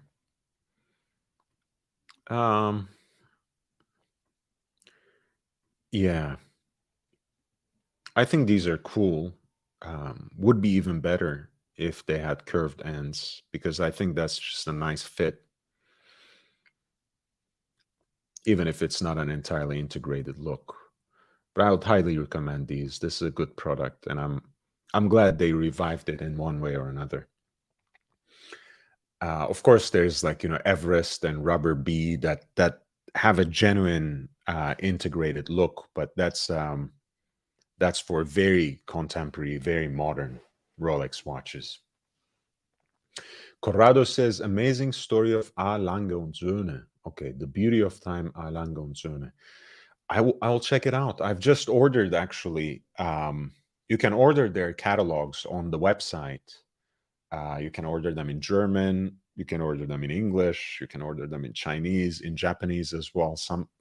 Some may be out of stock, but apparently it comes with a very good presentation. That's how I was directed by the boutique, in fact. So I'm looking forward to it. Looking forward to see it, and I'll check out Amazon for the book that you mentioned, Corrado. Let's see. Amazon, Lange, Beauty of Time. All right, I found it now. Looks good. Harry Neiman and Tiedemann. Yeah, that's very cool. I'll post the link.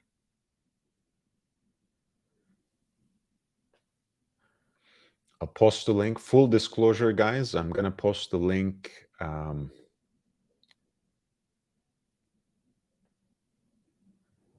Actually, that has my associates link. So if you do end up getting this book, I will derive a small profit out of it. So this is the book that Corrado is talking about, The Beauty of Time, the watches of A. Lange und Söhne.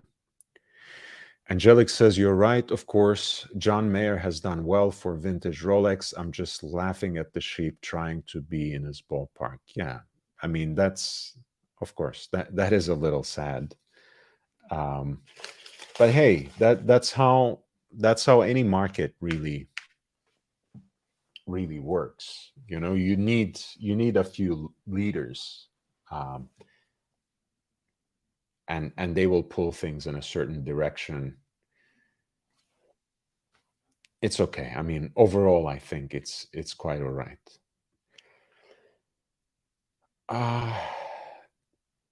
George asks for Corrado, have you decided on the A. Lange und Söhne Saxonia? Corrado, I have not yet. I'm definitely focused on the brand. Yeah, I mean, look, Lange is such a brand that I think anyone who is enthusiastic about watches would care about them at some level, just like, anyone who doesn't even aspire to owning a Patek Philippe is still interested in the heritage, in the pedigree, and at least in some of the contemporary watches put out by the brand. George Varghese says, just wanted to ask for your opinion on Ulysse Nardin. Really like the Skeleton X in blue. Was offered one with a 20% discount. Hey, I think, George, I would be the last person to ask about Ulysse Nardin in particular. I've never been a huge fan of the brand, and I'm not. Yeah, there are a few watches here and there that I like by them, but the Freak series, the Skeleton X, and some others, I'm not too big on them. And I know they represent something horologically unique and innovative. I still don't know. I still don't know what to do with that. For me, it has to hit the right note. I will pull it up for you, but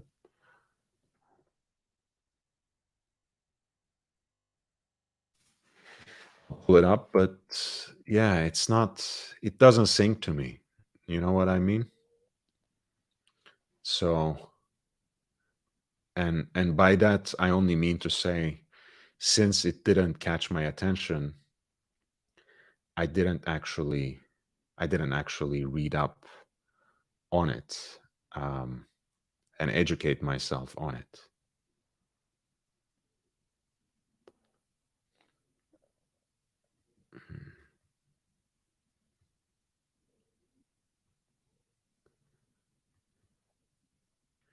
It's is it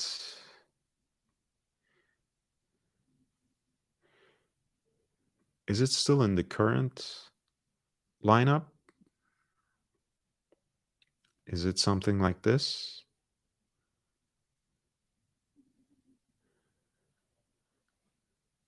Hmm.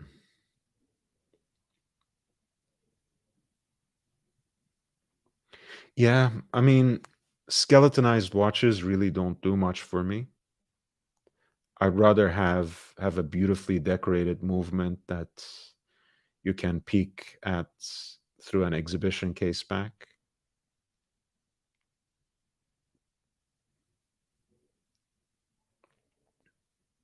Yeah, this is just not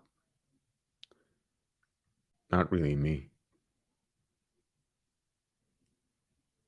That is the correct one.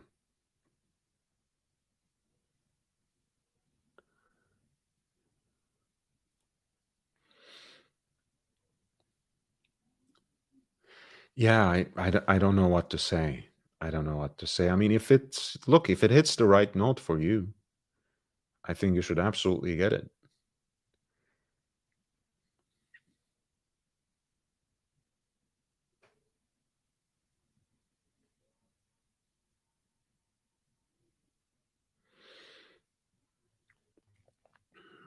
Okay, it beats with a frequency of 3 hertz, 4 days power reserve, hours, minutes, balance wheel, escapement wheel, balance spring, and anchor in silicium, which is some sort of silicon, of course, oversized oscillator.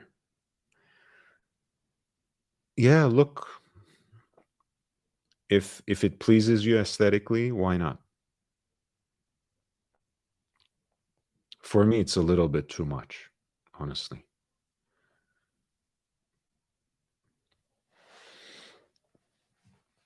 Angelic says, anyone watch the new Netflix show? I have not watched any new Netflix show. The Lincoln Lawyer. I was trying to identify his watch.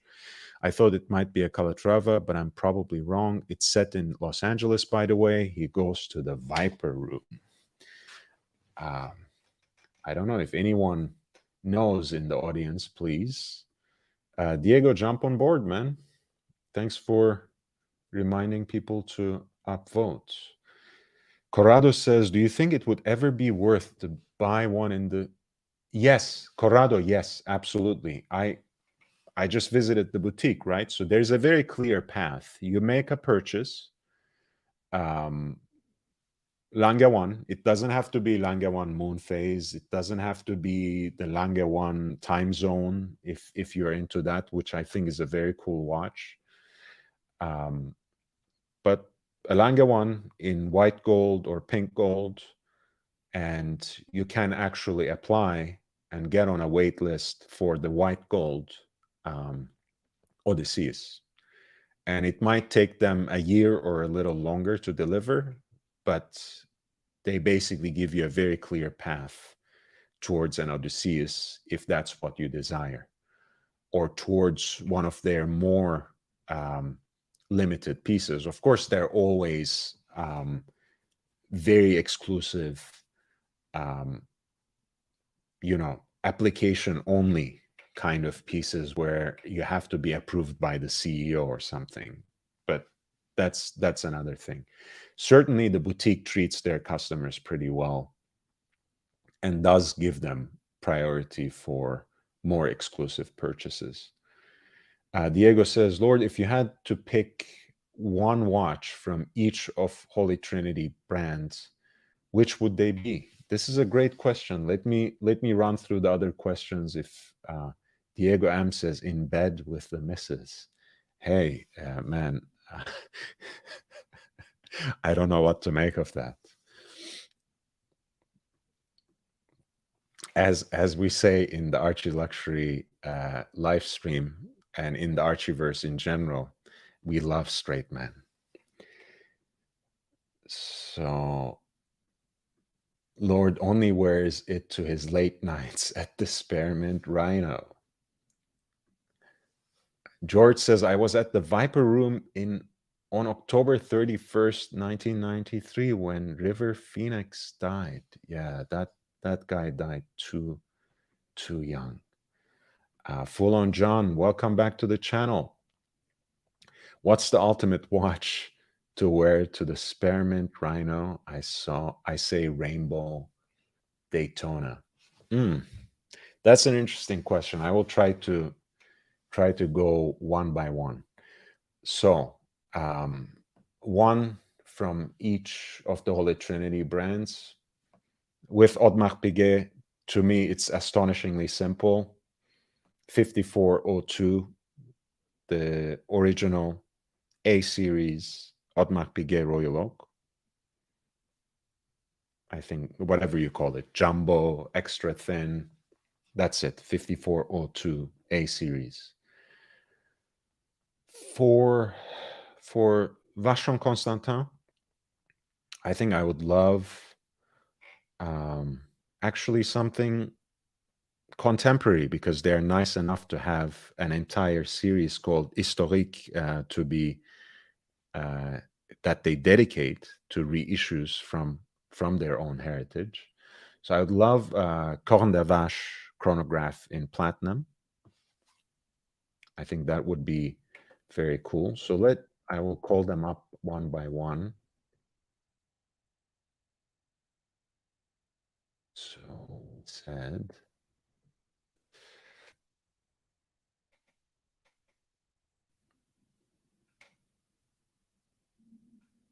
Audemars Piguet Royal Oak 5402.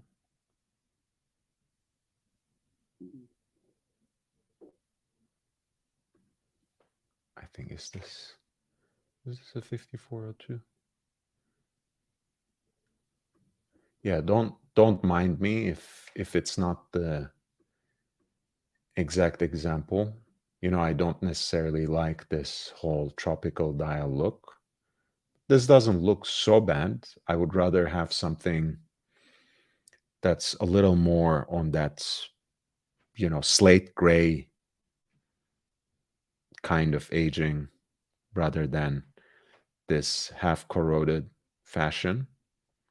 So this is my choice from Audemars Piguet 5402, ideally from A series. From Vacheron Constantin, I would go with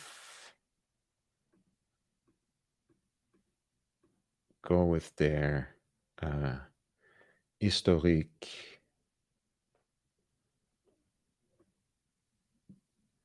1955 manual wind chronograph in platinum. The bee's knees or the cow's horns, whatever you call it. I think this is one of the coolest watches ever known to man. There's something just beautiful about a traditional two-register chronograph executed in this particular way. It's just cool. It has too much character, and that's why I really love Vacheron Constantin when it comes to these things. And from Patek, I think I would love. I'd actually love a Golden Ellipse, and why not go with the 5738, which is the current jumbo version with the baton hands and the heat blued gold dial. I think that's very cool. And of course, that small, flawless diamond, beautifully lodged there, ever so discreetly, at 6 o'clock, right between the lugs, I was going to say, but of course, the golden ellipse has no such lugs.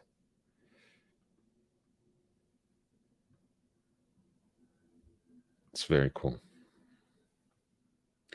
Yeah, those are my three choices from the Holy Trinity.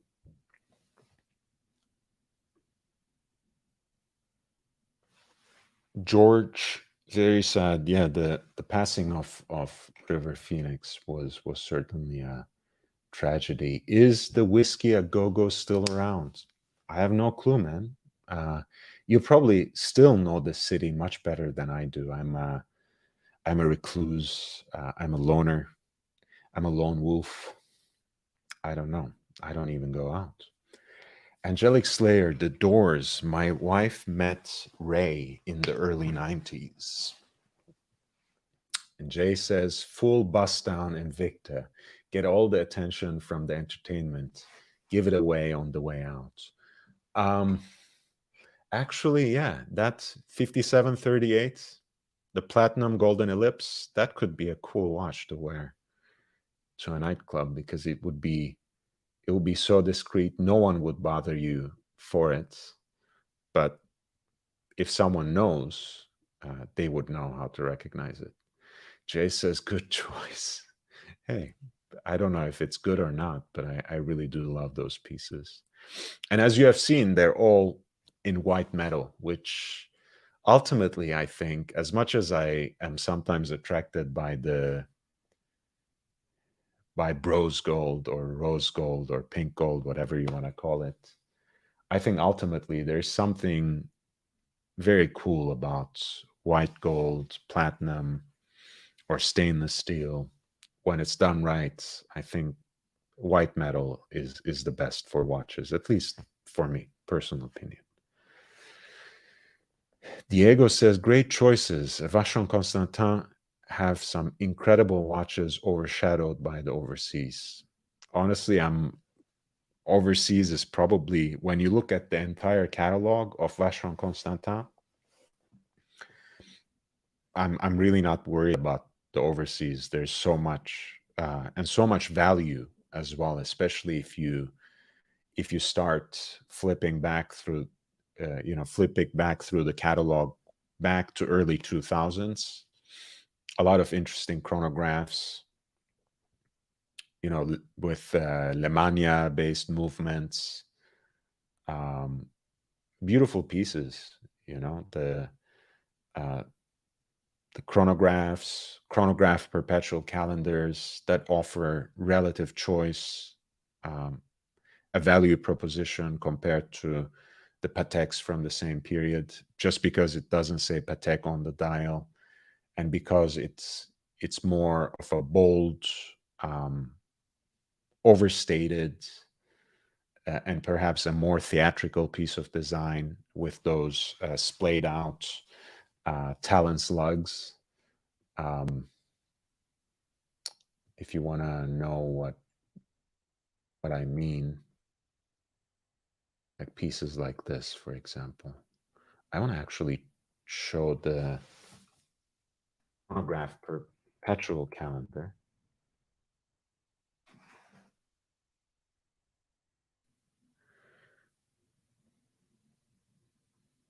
So that you have an idea of, again, the relative value proposition that these watches represent.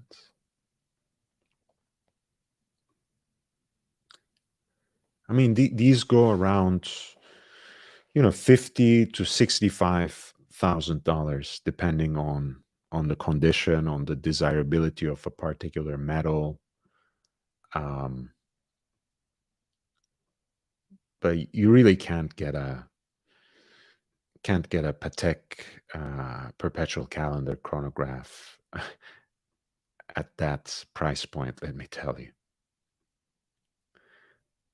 And for whatever reason, this doesn't have the photograph of that half hunter's case, right? The officer's case back that pops out, so you could actually peek at and marvel at the movement.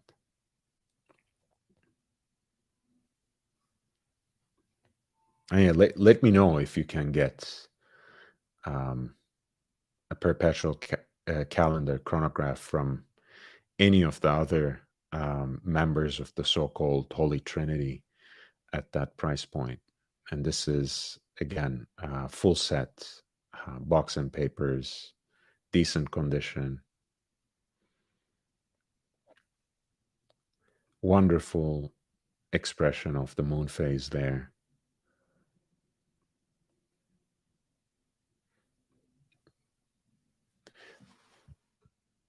Pardon me.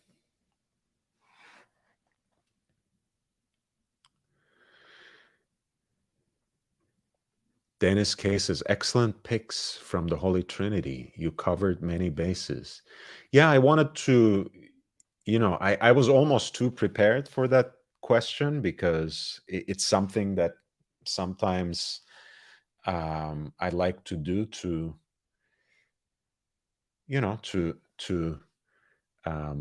for a mental jog. I like going through these sorts of thought experiments. And with Audemars Piguet especially, it was a very easy choice. And same with Patek Philippe, I have to say.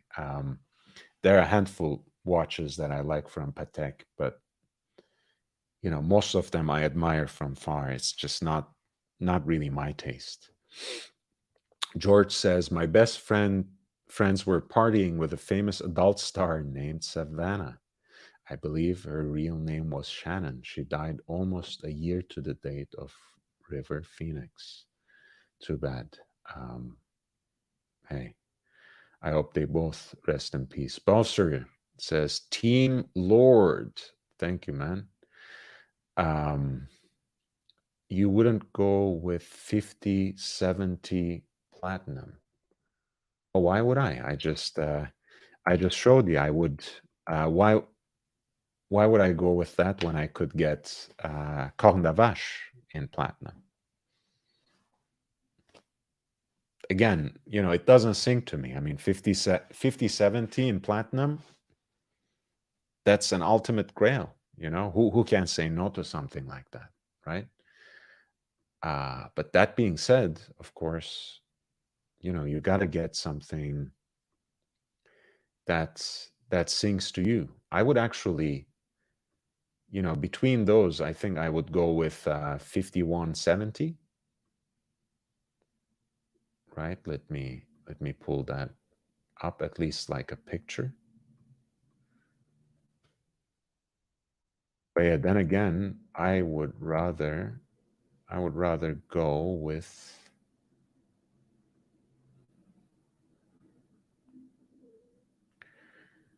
a 51/70.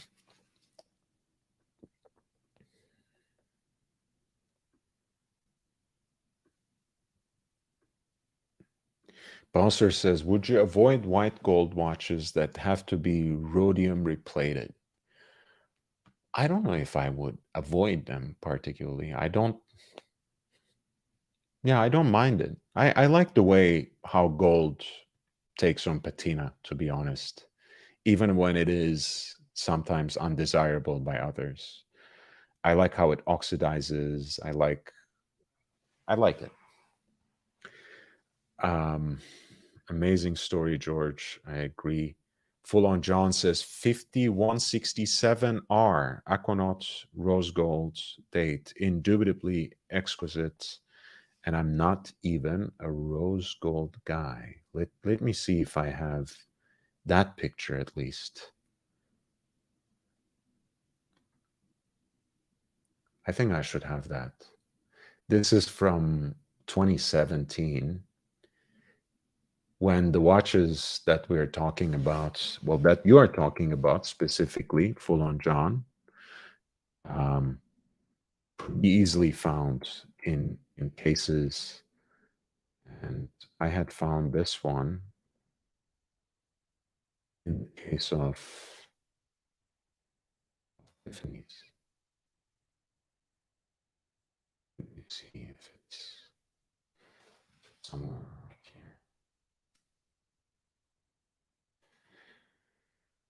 here.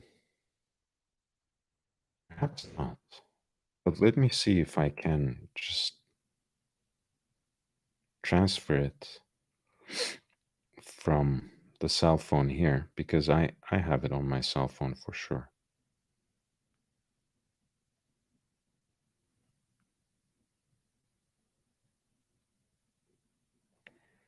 Yeah, I do have it.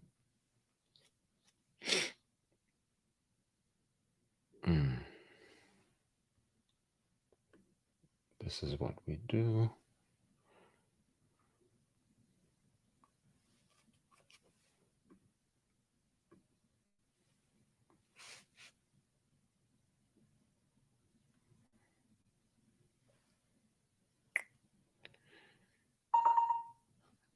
Uh-huh.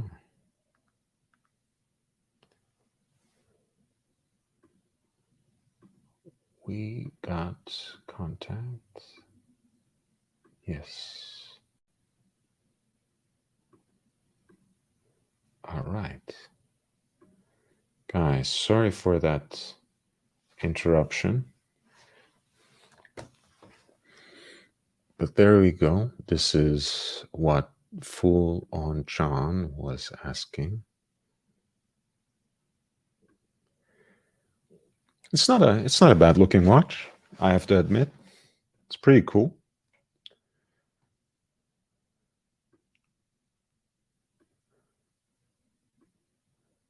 Yeah, and you can see 5711R there in the back, also sitting in the case. No way, man. I'm a golden ellipse guy through and through. I would rather have Vacheron Constantin Historique 1955 Corne de Vache over any Patek Chrono. Especially if we were talking about just those three brands. I would rather have the Datograph over every single chrono by any, Holy Trinity or whatever pantheon of brands you can name. I think Lange and Söhne has the best chronograph movements overall. But yeah, this is a cool watch. Not really my style, but hey, it's one of those things. Nice double branded there. And that's me because of the old Oxford shirt and the hairy arm and the puny wrist. It's unmistakable. Trademark. No, it's not mine. Absolutely not mine. Does Lange not produce the Saxonia Moonface anymore? I'm pretty sure they do. I'm pretty sure they do. It's still on their website. Yeah, it is absolutely on their website. They still produce it. And actually in 4 different configurations. Let me see. Yeah, right here.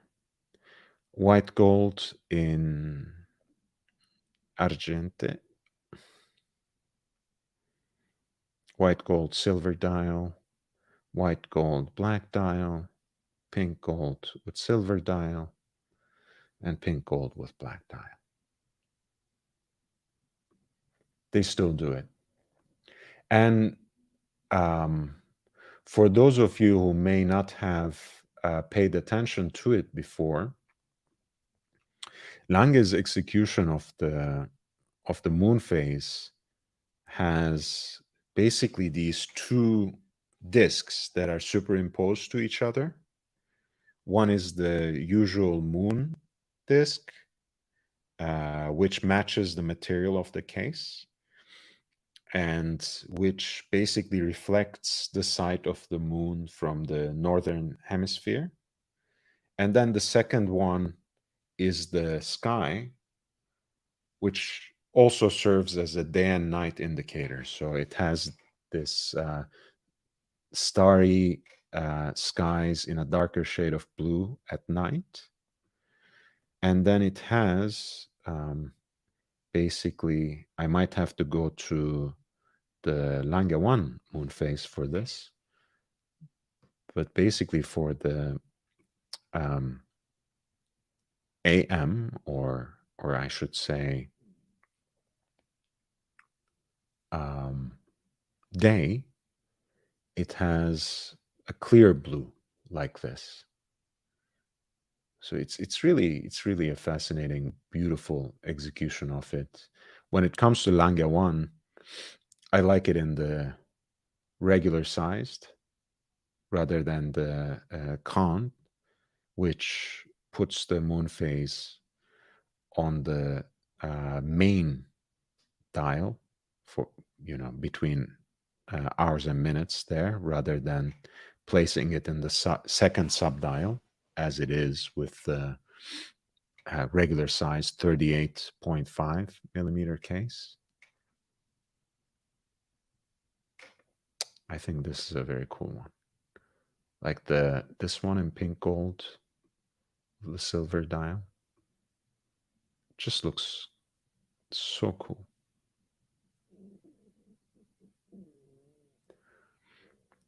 And the hands here for hours and minutes and the power reserve are loomed, and so are the indicators for the power reserve, as well as the index markers here on the outside of the minute track.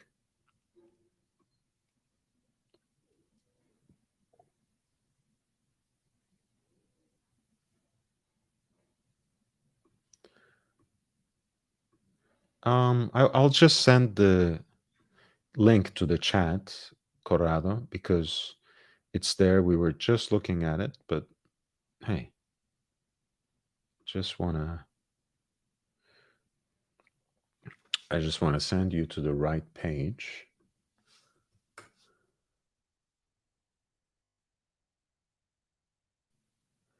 Dirk Diggler is back. Joe Money, it's a shame what the speculators have done to the Aquanaut. What a beautiful watch. And J617 says, Lange und Söhne Chronos. The datograph is nice, but a bit over-decorated wall hanger. It's not that big. It's entirely wearable. Patek Philippe invented high complications. Who cares? It's year 2022, Jay. Who cares who invented? I mean, Abraham Breguet invented the tourbillon. Does that mean that you have to buy tourbillon if that's the complication you're looking for from Breguet? It means nothing to me, honestly. It's a historical anchor. It's something that I respect. It's something that I like exploring and studying and researching. But when it comes to personal preference, it is what it is. It is personal preference. So whether Patek is the house for Grand Complication, that doesn't mean anything to me personally. I would rather have a datograph up, down in platinum as, something like this. It's not too bad.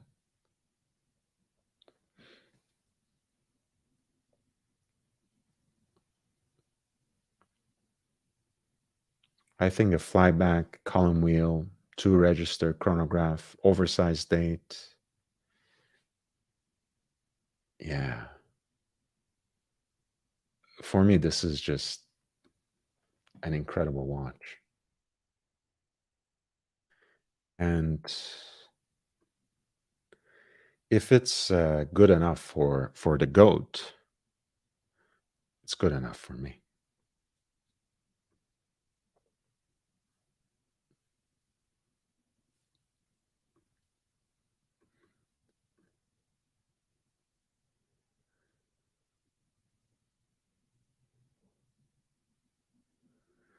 And yeah, honestly,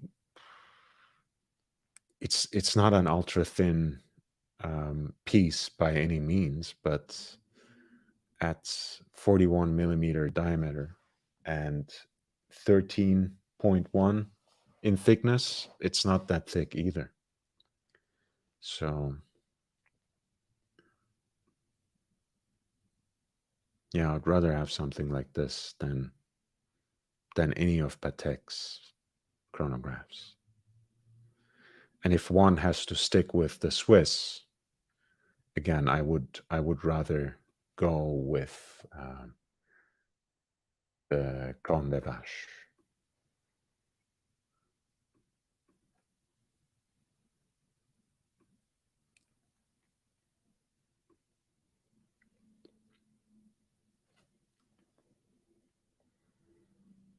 And yeah, this is a little more of a bite size thing.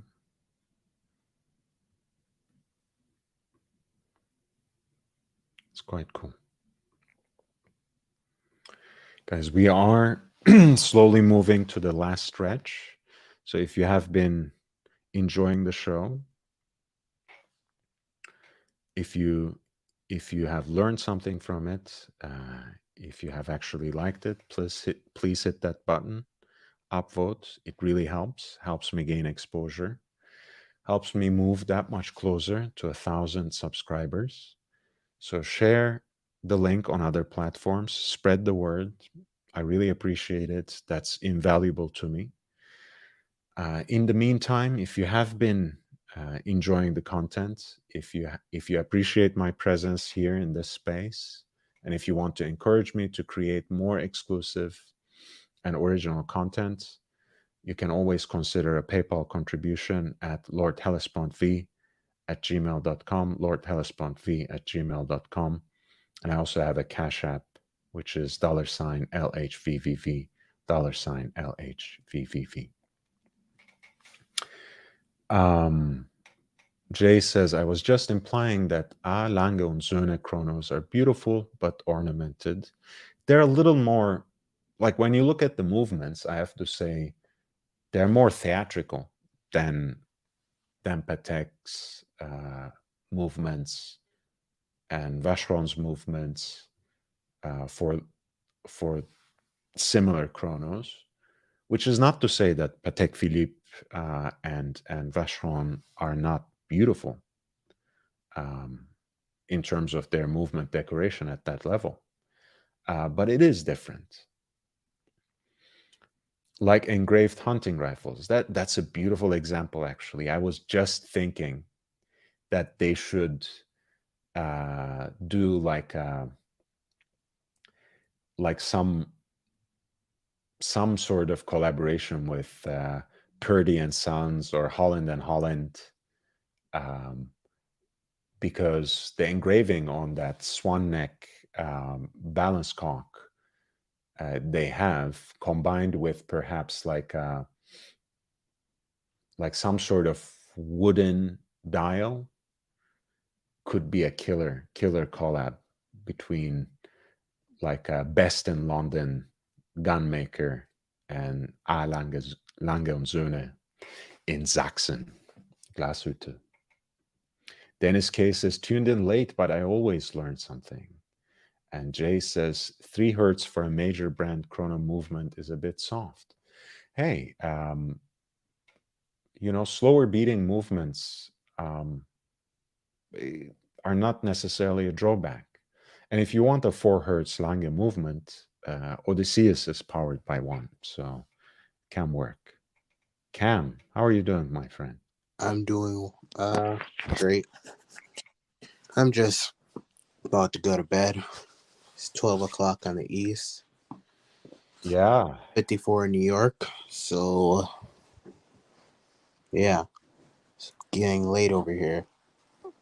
But thanks for dropping by before going to bed. Of course. What's the subject matter? This, what time is it where you're at?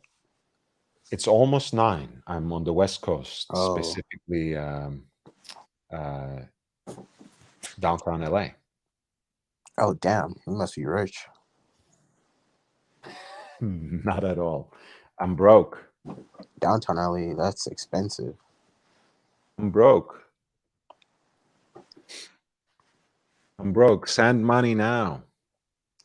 Yes. We can. What's this? What the fuck? I mean, I can't read We these. were we were talking about manual wound chronographs, basically by some of the prestige makers like Patek Philippe, Vacheron Constantin, Omega? Lange und Söhne. Omega is great. I mean, it's Man on the Moon.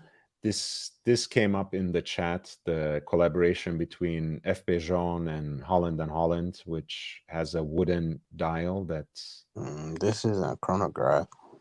no, not at all. This is something that George brought up because we were talking about how guns, like Lange's movements, kind of are a little too theatrical, perhaps, in the way that, for example, let me see if I can. Dude, I need a FP Joint, honestly. I think everyone does. Let's see. 30. 30. Why I think they're cool. They're cool. I'm not a dress watch kind of person, but I don't know what it is. I mean, this apparently is the kind of image that J617 thinks about when he looks at some of Lange und Söhne's chronograph movements, and I kind of know what he means. And I was saying it could be cool if they collaborated with Purdy and Sons or something on a watch where they have that sort of wooden dial that FP Jean has on this watch, and the kind of freehand engraving they do on certain parts of their movements at Lange und Söhne. Yep. Dennis K says you have lots of fans in the East. Yeah, look, Bear was just talking about how I have that kind of voice that helps him get some sleep. So it's good. I love the East Coast. I'm dying to move back to the East Coast, honestly. So Captain Kirk says my stress is coming back all of a sudden. Guys, don't be too hard on Cam, but this is a relevant question, Joe Money. When will Cam's YouTube channel debut? When is Never, it coming up? Never? ever. You don't want to have a YouTube channel of your own? No. I think I don't know. I kind of find YouTube kind of. I don't want to say corny, but uh, yeah, it's not YouTube, cool. YouTube is corny as all hell. You're absolutely right, man. But hey, what can you do? Hey, It's I want to collaborate if Blondie drops her channel. I want to back that channel. Like, mm, oh fuck. very suggestive choice of words there, Cam. But I will refrain from commenting. Dennis K says, I've never heard of a broke lord. I mean, it's a shtick, hence the title Lord. By the way, the UK aristocracy is completely broke. Actually, most of them had to sell all their belongings and their ancestral homes and mansions because they can't even pay for the repairs and upkeep and the tax that's associated with it, and that's why people um, who have gotten ahead of the game have basically turned their mansions into fancy art museums, basically, right? Like the Cavendish family, for example, who owned the Chatsworth house, the Duke and Duchess of Devonshire, as they call it. So Duke and Duchess of Devonshire is, they basically have opened up their mansion to the public, as well as their entire art collection at the Chatsworth house, and they were at the crest of the wave, because people who haven't done that couldn't actually cope with the tax burden and had to sell or had to even run away because they hardly had any money to their name, a single dime to their name, in fact. Make sure you upvote, Cam. Well, let that serve as a reminder to everyone. Dude, do you have a relationship with your Rolex AD? Not really. I've never bought a watch at retail, Cam. So I don't really have a relationship with my AD. Once every so often, I bother them because they're supposed to deliver me a Sea Dweller 43 before the end of the year with the red writing, but it's not happening, I don't think. That's absolutely happening. Dude, Sea Dwellers have became absolutely unflippable in the secondary market.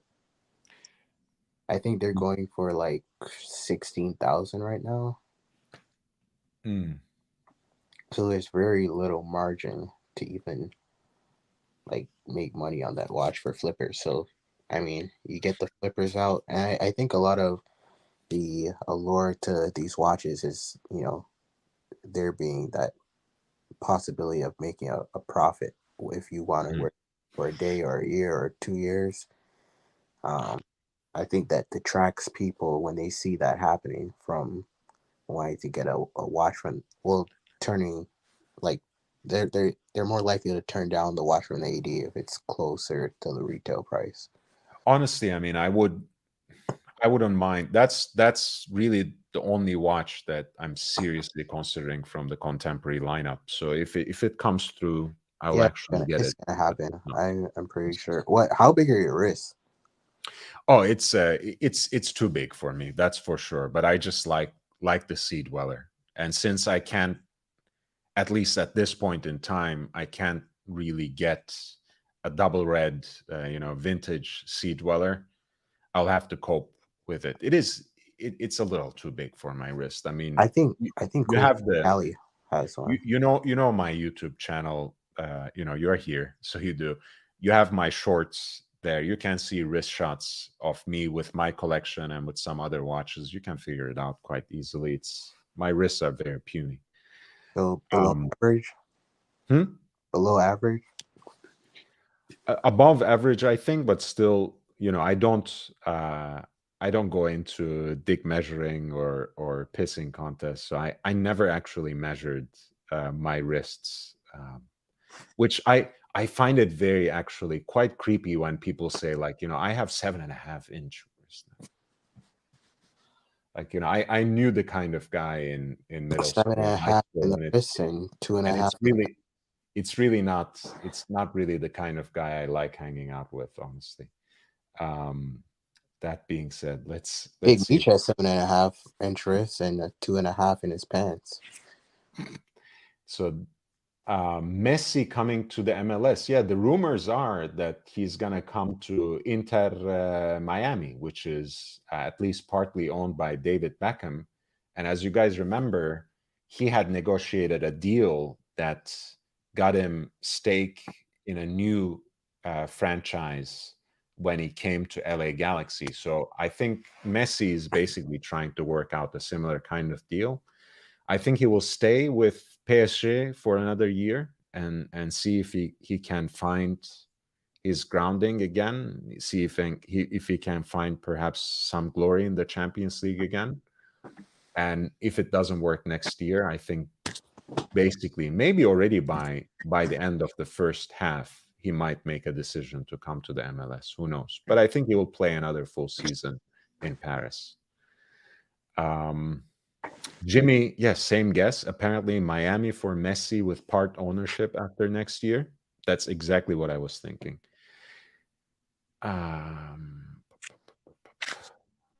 Jimmy says, don't think money is a problem for Messi. Hey, you can always have more. There's no end to this. Possessing, hoarding, capitalist greed, there's no end to it. I guess it's having something to do once football is over for him and cultivate his brand like Beckham has. Look, I mean, to be honest, I love Messi as a footballer, and I do think that he has a charisma of his own, but he's no Beckham and he's no Cristiano Ronaldo, right? You know, those guys have another charisma that Messi can never aspire to. So I don't think that's going to work out. Big Meat says, want to know what's unflippable, undesirable? Lady size digests. I mean, they've always had been until like the height of the market when you could flip them. Jimmy says, by the way, nice mic setup. Thank you, man. Thank you. I'm really happy with it, and thanks for everyone for contributing. You see where the contributions go as far as PayPal and Cash App. I'm putting everything back into the channel. And thank you, Corrado, for your PayPal contribution. I really appreciate it. You're one of my most consistent supporters, along with JB, Jake Brooks, along with Four Nines Fine, along with a lot of other people. If I'm forgetting your name, please forgive me at this point in time. But everyone who has contributed through Cash App, like Joe Farmer, or through PayPal, like all these lovely people. And I Love Maldives, for example, has contributed in the past. Ali, the Watch Sasquatch, has contributed in the past. So all of it is at this point. REG has. Hey, even Tim has when he actually liked me. Dude, when am I gonna get my cut of this contributions? Why would you have a cut from it? Dirk Diggler contributed, of course, to the I think I've channel. been on a show or two on the low. I think I've been Chunkster has contributed. You have been. This is your second appearance ever on the channel, Cam. What contribution have you made to this channel to get a cut? Hey, look, I'm starting to take cuts now. Like Tim, I'm not showing up on that show unless I get a fucking cut. Okay, well, Cam, feel free to not show up in my show because you're not getting a cut of anything. I need 20%, actually 50%, since it's just us. You can show yourself out, Cam, if you're I'm gonna serious. tell Timmy I need a 10% cut of all super. Dirk Diggler says my wrists are 17 inches. Ew. Stick figure pictures by Timmy. Alt says, are we going to celebrate Real Madrid winning another Champions? Yes, the road to number 14. Also, Messi disappointed at PSG, feels like he lost his passion and character. I don't know. It was certainly not a good season for Messi at PSG. We will have a watch party, by the way, for the Champions League final. So I expect each and every one of you to come. I will be wearing my Los Blancos shirt and cheering for Benzema and company. J617, he could call his channel Flippin' with Cam. Okay. Yes, again, go easy on Cam. We love him. He's certainly not touching my money, but we do love him. Arch just keeps duct taping his equipment. By the way, I wanted to do this and make a ceremony out of it, actually. Because I hey, need some. I honestly need something out of this YouTube stuff. Like either you either do. I think you should go ask Tim. I yeah, think that's Tim what I'm should about give to you do. a cut. I try Tim to work should the give you a leads cut. on that channel to get ER, right? I do know ER. Yeah. I try to wine and dine her in the comment section, trying to get my sugar mama game on and shit. Try to get Hey, that don't lead. Cam, don't And disrespect. then Don't disrespect ER on my channel. It's not like that, and you know this. ER is here because of Archie, because of the entertainment value and knowledge Archie brings onto the table, and same with Tim as well. It's not like that, so don't disrespect ER on this channel. I'm not talking about them. I'm talking about for me. Yeah, but I mean, still, don't disrespect ER on this channel.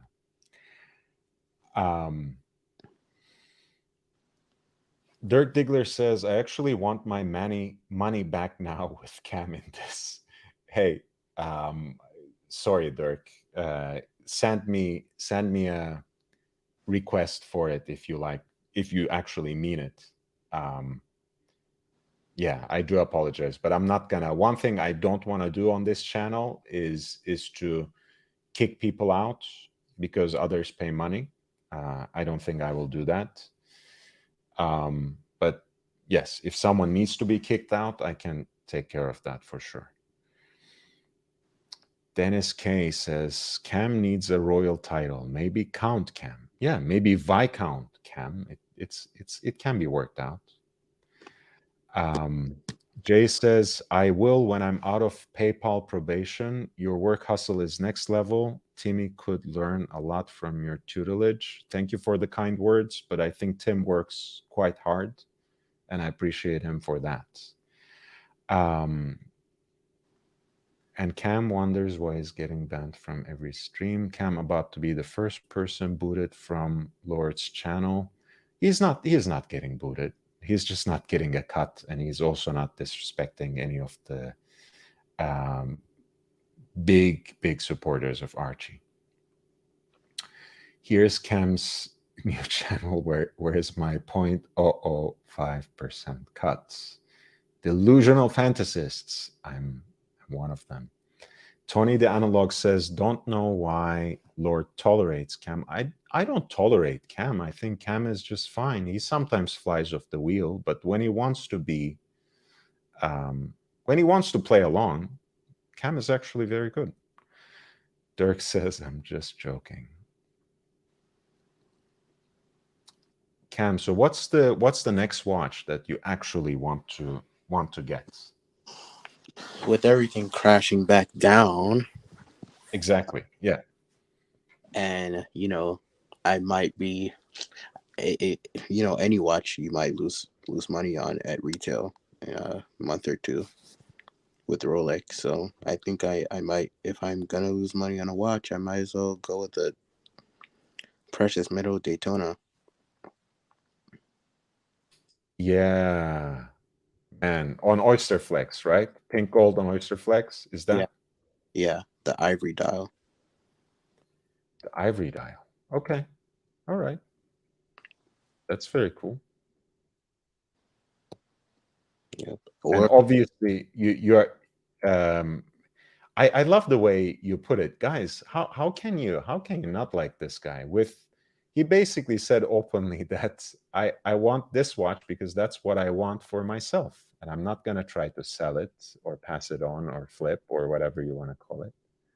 yeah, Right? I'm gonna get a flippable watch. I'm just gonna buy it to flip. But if I can't flip any watches, I might as well get the one that I want, right? Exactly. So look, actually, maybe I have an answer for Tony the Analog, because this YouTube space is full of so many conniving, hypocritical, double-faced people who do the flipping, as a side hustle or behind the scenes anyway. This guy at least doesn't lie about it. This guy doesn't feel the need to hide it. He just plays along and once every so often jokes about it, and I think that's fine. That's good. At least Cam is honest.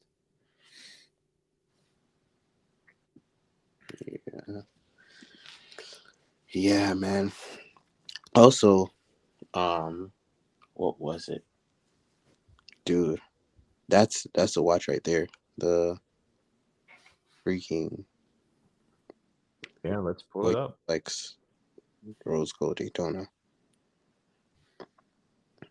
Hey, man, I think. Have I told you, or did you hear that I left the hobby?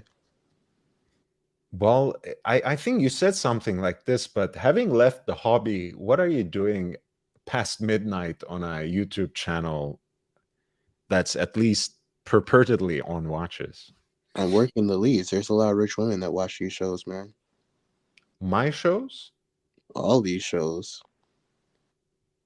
I think actually what this can be a good point to check my analytics, and let's see if I actually have any female viewers whatsoever. I'm looking for a good sugar mama out here, man. This is really not the place you will find it. I mean, watch YouTube is, I think, maybe okay. Viewer gender. I have 96.7 male viewers, 3.2 female viewers, and 0.1 says user specified. And that's, by the way, guys, if you didn't know, that is my target audience. I embrace all pronouns. But yes. Yeah. So this is the watch you want, huh? Yep. Or the one on the full bracelet, either one. I think marginally I like this one a little better. But I think like a precious metal Daytona on an Oyster Flex is just, it's the bee's knees. Yeah. It's beautiful. The only thing I don't like about it is the ceramic bezel. I'm not a big fan. So maybe you should go for one of those older precious metal Daytonas, you know, that have racing dials and wait a second, let me see. Like, I really hate the modern stainless steel Daytonas. I like the 2015 stainless steel over the ceramic Pandas. I do like, for stainless steel, for sure, I like the pre-ceramic better. For precious metal, something like this is extremely cool, if you ask me. Yeah. Racing dial, black, red accents, you know, the Federer, so to speak. Yeah. 116509, white gold bracelet, mounted on a white gold bracelet. I think it's very cool. I just like the jewelry aspect of watches, to be honest with you. And you know, ceramic bezel takes away from that, you know, I guess flashiness of like how a precious metal or stainless steel bezel would catch off the light. Zeke, welcome back, man. It's nice to see you here.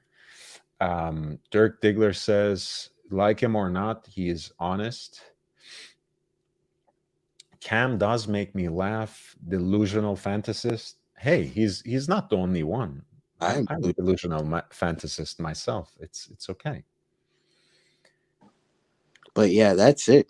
If things start, keep persisting, by the end of the month, we're gonna see. Well, we're probably not gonna see watches back in the case, but we're gonna see watches close to retail again. And I would, if that particular watch gets back close to retail, then yeah, that's it. I'm out. Look, I mean, trends changed a little bit. Because again, precious metal Rolex used to be so undesirable that the ADs felt obliged to give you a discount on them. And it's not like that, and I'm not sure if it's gonna go back to that anytime soon. Hopefully. But like you said, Prices will continue coming down. Probably they will continue to dip at least until the end of the year, Yeah, and they might come closer to the list price than they have been in recent time. yeah. That's all I need is a precious metal and a stainless steel watch, and I think the only watch that would give me, like, I'm disinterested in stainless steel all the way, but the only thing that will probably bring me back is to stainless steel would be like the AP Royal Oak, just for the bracelet, like only for the bracelet. I don't I don't care about the movement, any of that. Just it's really the bracelet that's selling me on that watch because it just looks good under the light. Hey man, I mean that's like if you're looking for a stainless steel piece of jewelry, Yeah, the Royal Oak is really something special yeah. because I think that's the best option. Other than like if I like the reason why I didn't go for, even though I like the rose gold day dates, I went with the Daytona over the day date is because the major selling point at the day date is a bracelet. And if I'm gonna buy a watch for the bracelet, I mean, I might as well just get the Royal Oak. yeah, and I mean that's a very special bracelet. Those tapered center links, Yeah, the way the satin brush contrasts with the mirror polish in light is really something to behold. I yeah. completely agree. Because if the date, like they had older day dates that had like oyster bracelets, which I would never buy, but the only selling point to that day date is, the presidential bracelet. It's really nice. Other than that, the head of it looks like a Datejust. Yeah, except of course it has something else at 12 o'clock as well. Yeah, you barely notice it, honestly. Hey, I mean, look, I troll people sometimes on this channel saying like, who the fuck needs a watch? It's not like you check the time or use any of the complications on it, and it's not like your smartphone can't do better than it, whatever function it provides. But hey, at the end of the day, like you said, as an accessory, as even a piece of jewelry, I think a nice watch is really the only thing that a man needs. So it's This is 8 button 34 mil. I want the 34 mil one, but it's gonna look the same. yeah, the aesthetics of it don't change. Yeah. So that's gonna be my three watch collection. Um, the Datejust, Daytona, and Royal Oak. And look, that's the other thing I like, by the way, about you, Cam, that you're not afraid to say, hey, maybe 36 fits better with me, sits better on my wrist. Maybe 34 for Royal Oak is the ideal size for me, Yeah. rather than people wearing these oversized watches thinking that they get away with it because it's the hyped up model. Yeah, you have to do what works for you. Exactly. Um, Jimmy says, we all know Cam's shtick. We're just playing along. Hey, I mean, there's nothing wrong with playing along. Tommy, welcome to the channel, man. Jump on the panel. Jump on the panel. Jay says, just get a Casio. You will do just fine. Yeah, We have Casio. I think they make the Royal Oak bracelet with the Casio. we have a lot of fans of the Casio in the community. Actually, uh, I love the look myself. I've never been a fan of Casios and G-Shocks ever since I was a kid. Like when I was in grade school, those calculator watches by Casio and what is it, FW90 or something? Those watches were all the rage, and I never had one actually because I hated digital display on a clock. So I can't get on board with it. But from outside, as on someone else's wrist, I do actually like the aesthetic of Casios, and I think Aussie Expat has one that he really likes. Diego was just gifted one, if I'm not mistaken, by his boss. So they're very cool. J617 39 millimeter. Cam, if you don't mind saying, what is in your current collection? Jimmy asks. Blue dial date just. But what happened to the Air King? It's in the safe? Yeah, it's safe. That's all I can say. It's is this safe accessible, or is it safe from you as well? Oh, it's accessible to anybody that pays enough to get in there. Yeah, very cool. Dude, I like honestly with Rolex, I don't think the only watch like that Air King that's stainless steel, the only watch that I think that's worth it. That I think that's really interesting from Rolex stainless steel is the either the 36 or the 41 based on your wrist size. Green dial Oyster Perpetual. Like I would buy a green dial Oyster Perpetual over a Submariner any day, every day of the week. Yeah, I can't countenance that statement, but as you wish. But that they just blue dial. I think it's the smooth bezel on Oyster bracelet. Am I Yeah, right? yeah, That watch looks great on you, and it's a great watch. Don't take me wrong, but yeah. Submariner, no dates over anything. Period. Oh, that Uh, would be like year one.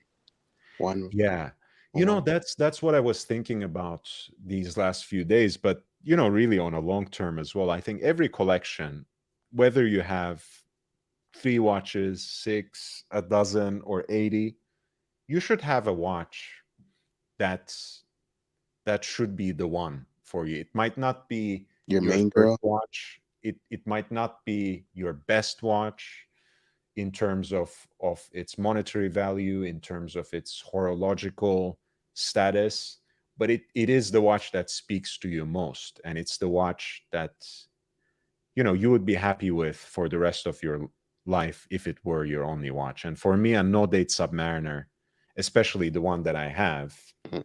from my father, is the one. Nothing else can supersede it. This is the watch Corrado saw, by the way. It's a triple calendar by Rolex that's sometimes called the Padellone. Here it is in rose gold with the moon phase. They don't make them like this anymore.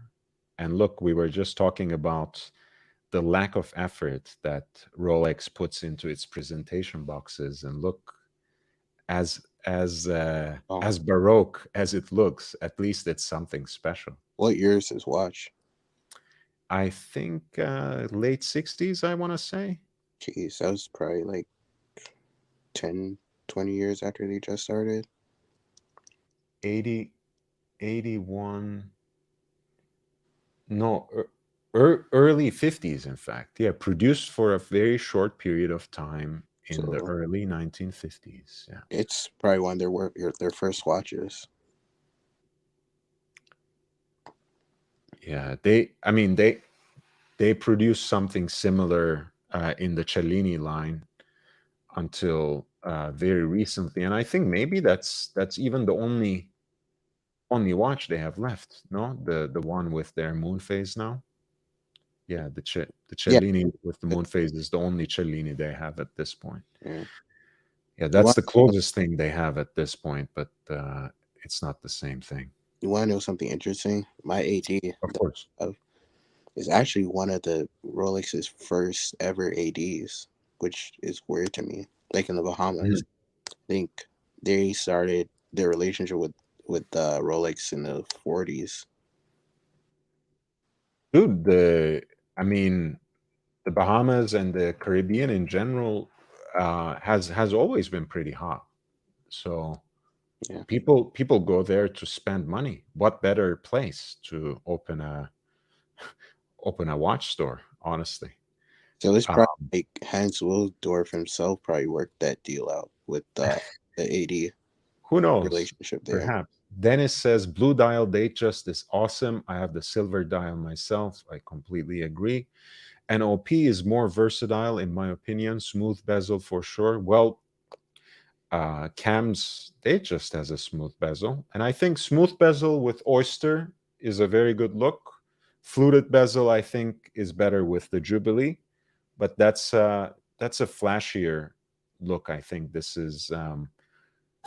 I think your configuration really allows the blue dial to shine, Yeah. and that's the centerpiece of that watch. So, Depending on the lighting, it like changes colors and it pops like hmm. bright out sometimes. Angelic Slayer says, I love the Oyster Perpetual. Dennis says, when I got my Datejust, the AD didn't have any OP. Now they don't have anything at all. And Jimmy says, yes, it's crazy out there. Good to see that you got a Datejust. Wear it in good health, man, Dennis K. And that is a classic piece, as Jimmy says. My comment about the Oyster Perpetual was comparing it to a sub, not your Datejust. Sorry for any misunderstanding there. Hey, I mean, in terms of personal preferences. I kind of the only reason why I guess I like these watches, well, why I pick like that OP, the green dial OP, is because I like watch. I don't know. I don't know if it's because of my age. I just like watches that pop like my Datejust when you go to the casino and it has the polished center links. The first things that's like flashes is those polished links and blue dial and stuff like that. But like even when I was I went to Whole Foods yesterday, I saw this guy with the coral red Oyster Perpetual Yeah. pop. Like Whole Foods has like this weird lighting in there. That thing just popped. Cam, take this advice from me, a recluse and perpetually single man, no doubt. But yes, if you're looking for a girl, Whole Foods, Trader Joe's, at the right time of the day, you can find exactly the age group. You're getting That milfs, man. you like. you're, What's up? you're getting milfs at fucking Trader Joe's. No, I mean, I think Whole Foods during work hours. That's where you should Oh when you yeah, should go. they're going to lunch, getting their lunch and shit. Exactly, lunchtime at Whole Foods. That's where you can find your woman, not at some dark corner of YouTube around midnight. Believe you me. That's Um, really get them. or if you ever visit Southern California, you come to Beverly Hills and go to or West Hollywood and go to Earth Cafe or anything that's a people watching place. Yeah. That's where you go. Marioso Furioso says Whole Foods, it's the spot. And Jimmy says Whole Foods is full of hot women. Look, this is it. This is it. And people keep telling me just focus on watch talk, right? Do you really want me to succeed? I start talking about MILFs and suddenly people come out of the woodworks and join the discussion. St. Peter says MILFs are great. Yeah, they are. They got that divorce money. See, I have now more than 30 viewers. All this channel needs to do is to focus on MILF related content, as it turns out. And now I have the best partner who is not getting a cut.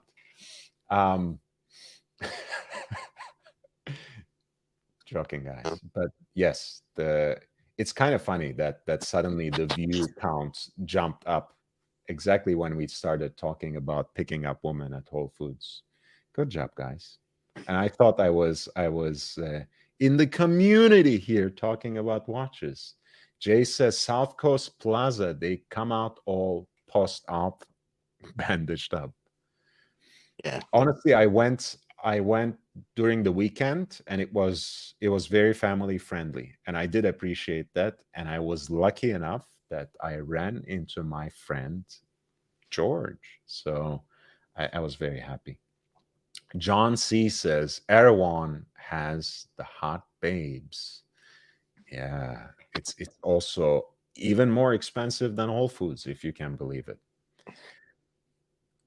And Jimmy says, don't worry, bob and weave between topics like a good boxer. Hey, if I were a good enough boxer, trust me, I would have pursued that career at the risk of brain damage.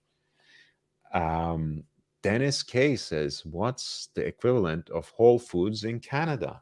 Oh, Whole wow. Foods, I literally. don't know. Whole Foods doesn't exist in Canada. I think they do. They should. I think so. But then again, I've never lived in Canada. I visited, but never lived. Tony the Analog says MILFs are good for friends with benefits. They don't want another baby by a random man because they already have a child, but they want their pleasure and want affirmation to be told they are pretty. Hey, that's what all women want at the end of the day. But like you said, they have already covered many bases. I don't know. That probably wouldn't work for me. I'm kind of aggressive, man. I get jealous and shit. Jimmy says, Dennis K, we have Whole Foods here too. And he adds, we have Whole Foods here in Canada. And St. Peter says, Ali was king with that Cartier tank. Yes, Ali's Cartier is actually quite cool because, again, it tells you that even if it was from a different time, there's nothing wrong with wearing a watch that's on the smaller side.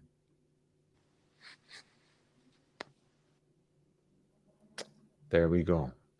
St. Peter, since you have brought it up, this is how it looked on his wrist. Stupid GQ trying to get me to sign up. I'll have to jump out for a second from there. Yeah, I think to answer that guy's question that asked about Whole Foods, I think the closest thing to Whole Foods in Canada would be Sobeys. But there is Whole Foods in Canada, apparently, He as says, we guessed.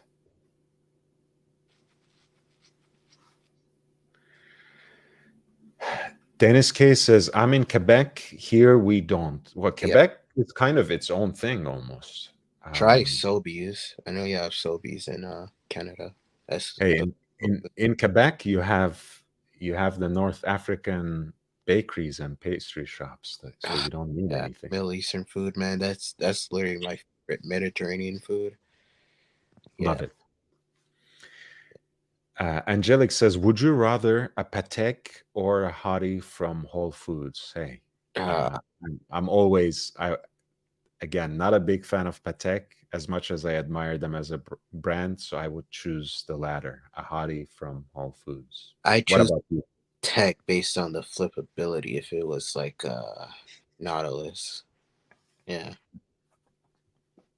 I actually don't like Nautilus at all. I don't But either. yeah. Profit. I'll tell you that much. Jimmy says, I'm sure it's only a matter of time. We have a few here on the left coast of Canada. Jay says, Patek, Whole Foods hotties are expensive. And St. Peter says, so good about the tank on the goat's wrist. Tony says, nothing like a freshly divorced woman. Lots of steam to let off, and they need support. Chef's kiss. Literally, chef's kiss, man. Jimmy says, Montreal is a beautiful city. Would love to see it. Yeah, it's a great city. I would love to actually, speaking of East Coast, I would love to move to Montreal rather than the East Coast of the United States. I Dude, wish. Yeah, it shouldn't be. Is it hard to pick up a Canadian citizenship for a US citizen? Or do you even need it? to live there, I don't think you really need it. To get a job, probably, yeah. Dennis K. Hey, who needs a job? What do I know about holding a job? Dennis says, Patek, because the hottie might leave you, but the Patek is passed on from generation to generation. I love that that marketing. Wristwatchholic, Alex, jump in with your beautiful dog. The link is pinned there. He says, "I love this late night show. It's fantastic." Dennis K, we have Greek pastry shops too. Hey, Greek pastry shops, Italian pastry shops, they're great. But having lived on the East Coast for so long and having had all these beautiful diners and Italian and Greek pastry shops in Manhattan, in Astoria, especially, I'm kind of used to that. The North African bakery slash pastry shop experience is quite new to me. I have only really become acquainted with it when I was living in Paris. Um, so that's why I was pining for that. But of course, much love for Greeks and Greek pastries as well. How do you? I don't get how you live on the West Coast, man. I don't know how you do it. I don't know either. El says Montreal had lots of hot girls when I was there. Absolutely, that's another appeal Yeah, for. Montreal got some smoke shows, man. Wow. Jimmy says, be prepared for bitter cold in Montreal. Yeah, I will have to acclimate myself to it. I was doing okay in New York. The little time I spent more up north, in Boston, for example, I was having a little more of a difficult time, but I think I can adjust. I actually love winters. I don't like the black ice and sludge and rain, but I love myself some good snow Ugh. for months on end. Actually, I love it. Like snow, man. I love it. Not only like, I love snow. Actually, I hate rain, but I do love snow. You have to show the driveway, scrape off your windshield. Nah, I'm more of Same I couldn't. I'm from New York, but I can't. That's the only reason that I can't live in New York is because of the winter. I hate snow. St. Peter says, I think it's harder than you might imagine. You might be right, St. Peter, but I did live a dozen years in New York, and I know it's not as cold as Montreal. But I think I can make it. Maybe I'm being too optimistic. Why'd you move from New York? Ah, long story. Maybe someday we'll talk about it. Dennis K says, Montreal is my hometown. It's a nice city to visit, but we'll always have language issues here. Man, I love French, so I don't know. Quebec is indeed like its own thing. Masks only came off a few days ago. St. Peter says, Cali is beautiful. Jay says, Chappelle did a great skit with Americans going to Canada with fake Canadian IDs for their free healthcare. Sorry, go ahead, Cam. Sorry. Doesn't LA have like tents and shit, homeless tents? And Yeah. how do you And deal it's with not, that? Like, I'd have to have a gun everywhere with me. I'd be on edge like every day. no. I've never look. To me, it's a human problem. It's something that depresses me. Um, that that plays with my conscience more than anything else. I've never felt threatened by anybody. Dude, homeless people are the most dangerous people in the whole world, man. No, not at all. Not at all. Not at all. I've never had a problem. And I'm someone, unlike some other people in Los Angeles, I'm someone who freely roams the streets, at any time of the day. I love taking walks in downtown LA at night, for example. Most people wouldn't do that. I used to, at the beginning of the pandemic, I used to just run in the area, going through Skid Row sometimes. Jesus I Christ, have never, crazy. ever has anyone accosted me, threatened me. And I have been to some interesting places in the US before and feared for my life a few times. It didn't happen in Los Angeles. The worst thing that happened to me in Los Angeles was someone who spat at me the very first time in the metro, calling me a dirty Semite, which I will What the never fuck? forget. But it happens everywhere in Wait, the how US. do people know that you're Jewish? Cam, it's so funny. Like, the anti-Semite always knows, man. They can sniff it or something. They look at you and they know exactly you are what they hate. It's a very hard psychology to describe, but it's there's something about these bigoted people that they can tell you immediately. Like, in the Black community, you have the whole terminology of passing, right? So you might be very light skinned, and you might be perceived as a white person, but if someone is genuinely racist, they can probably tell. They can tell your ancestry immediately, because they they just have something crooked in their head that Yeah, filters people out in that way.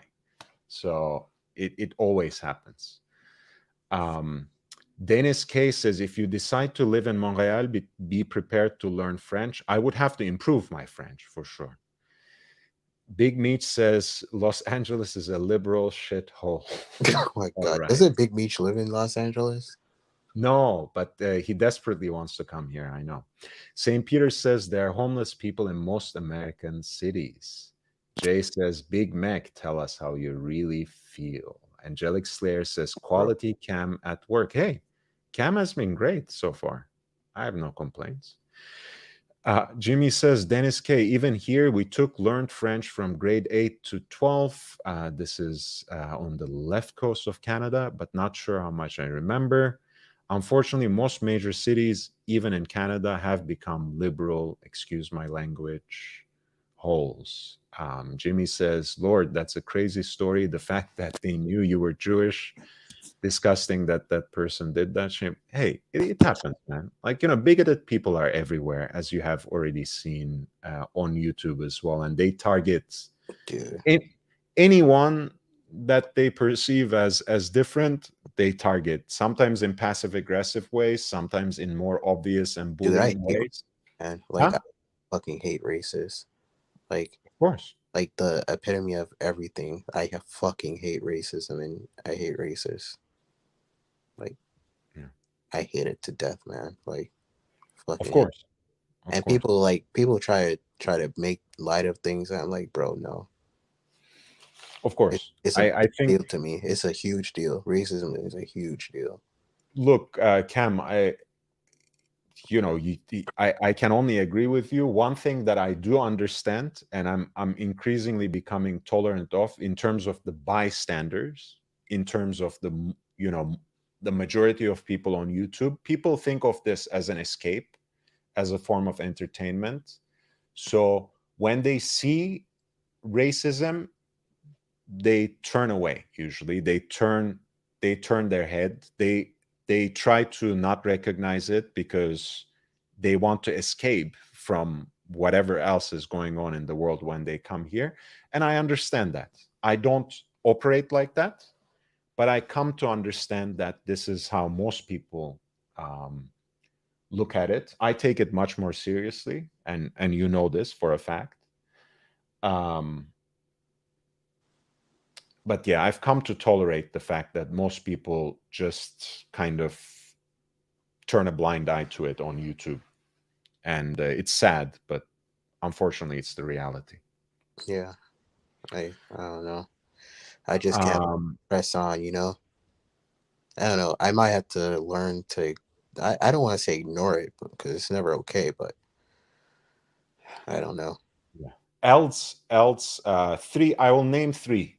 Um, Artur Beterbiev, 175, light heavyweight. I love it. The guy is a true beast. He has knocked out every single one of his opponents in the professional game. Um, he he just has too good of an inside game for among most boxers. His feet are always in the right position to gain the best leverage of his punches. Most boxers need a lot of distance to generate power. He doesn't. I love him. He's fighting in a unification match. Um, I think a little more than 2 weeks away now with Joe Smith Jr. Um, it's gonna be great. we can have a watch party here. Roman Gonzalez, Chocolatito, he fights in super flyweight, 115 pounds. Great fighter, one of the most gifted boxers I think that I've ever seen. And he is a master of being on his front foot, yet being incredibly sound defensively. Very unique boxer. Always is he watching him is like watching a master painter work on the canvas. It's that fantastic. And I like Canelo because he constantly steps up to the challenge, whether he draws, loses, or wins, doesn't matter. He always aspires to do better and more. So those are my three favorites from the current era of boxing. Do boxers wear boxers or briefs? No comment. I'm interested in the sport, I not think they the go boxers commando. themselves. Dennis K, that's outrageous. We have 2 official languages in Canada. I wonder how that law would hold up being challenged in the Supreme Court of Canada. This is, I think, between French and English. English is superior. No comment. I speak 4 languages, Dennis K says, but I don't like to be forced to speak French. I don't think anyone likes being forced to do anything, honestly. You know, I think especially by government compulsion, most people, I think, really detest and resent that. Pac-Man wears a bunch of Rolexes. Manny Pacquiao, a recently retired legend of boxing, certainly one of the all-time greats. Not sure if he has Otmar Piguet. He probably does. Jay says, yeah, no comment on politics, guys. Broadly, Yeah, why like make it so difficult? Like, everybody speaks English. Just make it easier for people to communicate.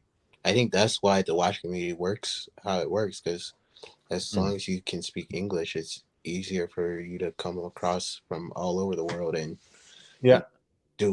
talk about what you're what you have in common with another person, even though you're not from the same place or country.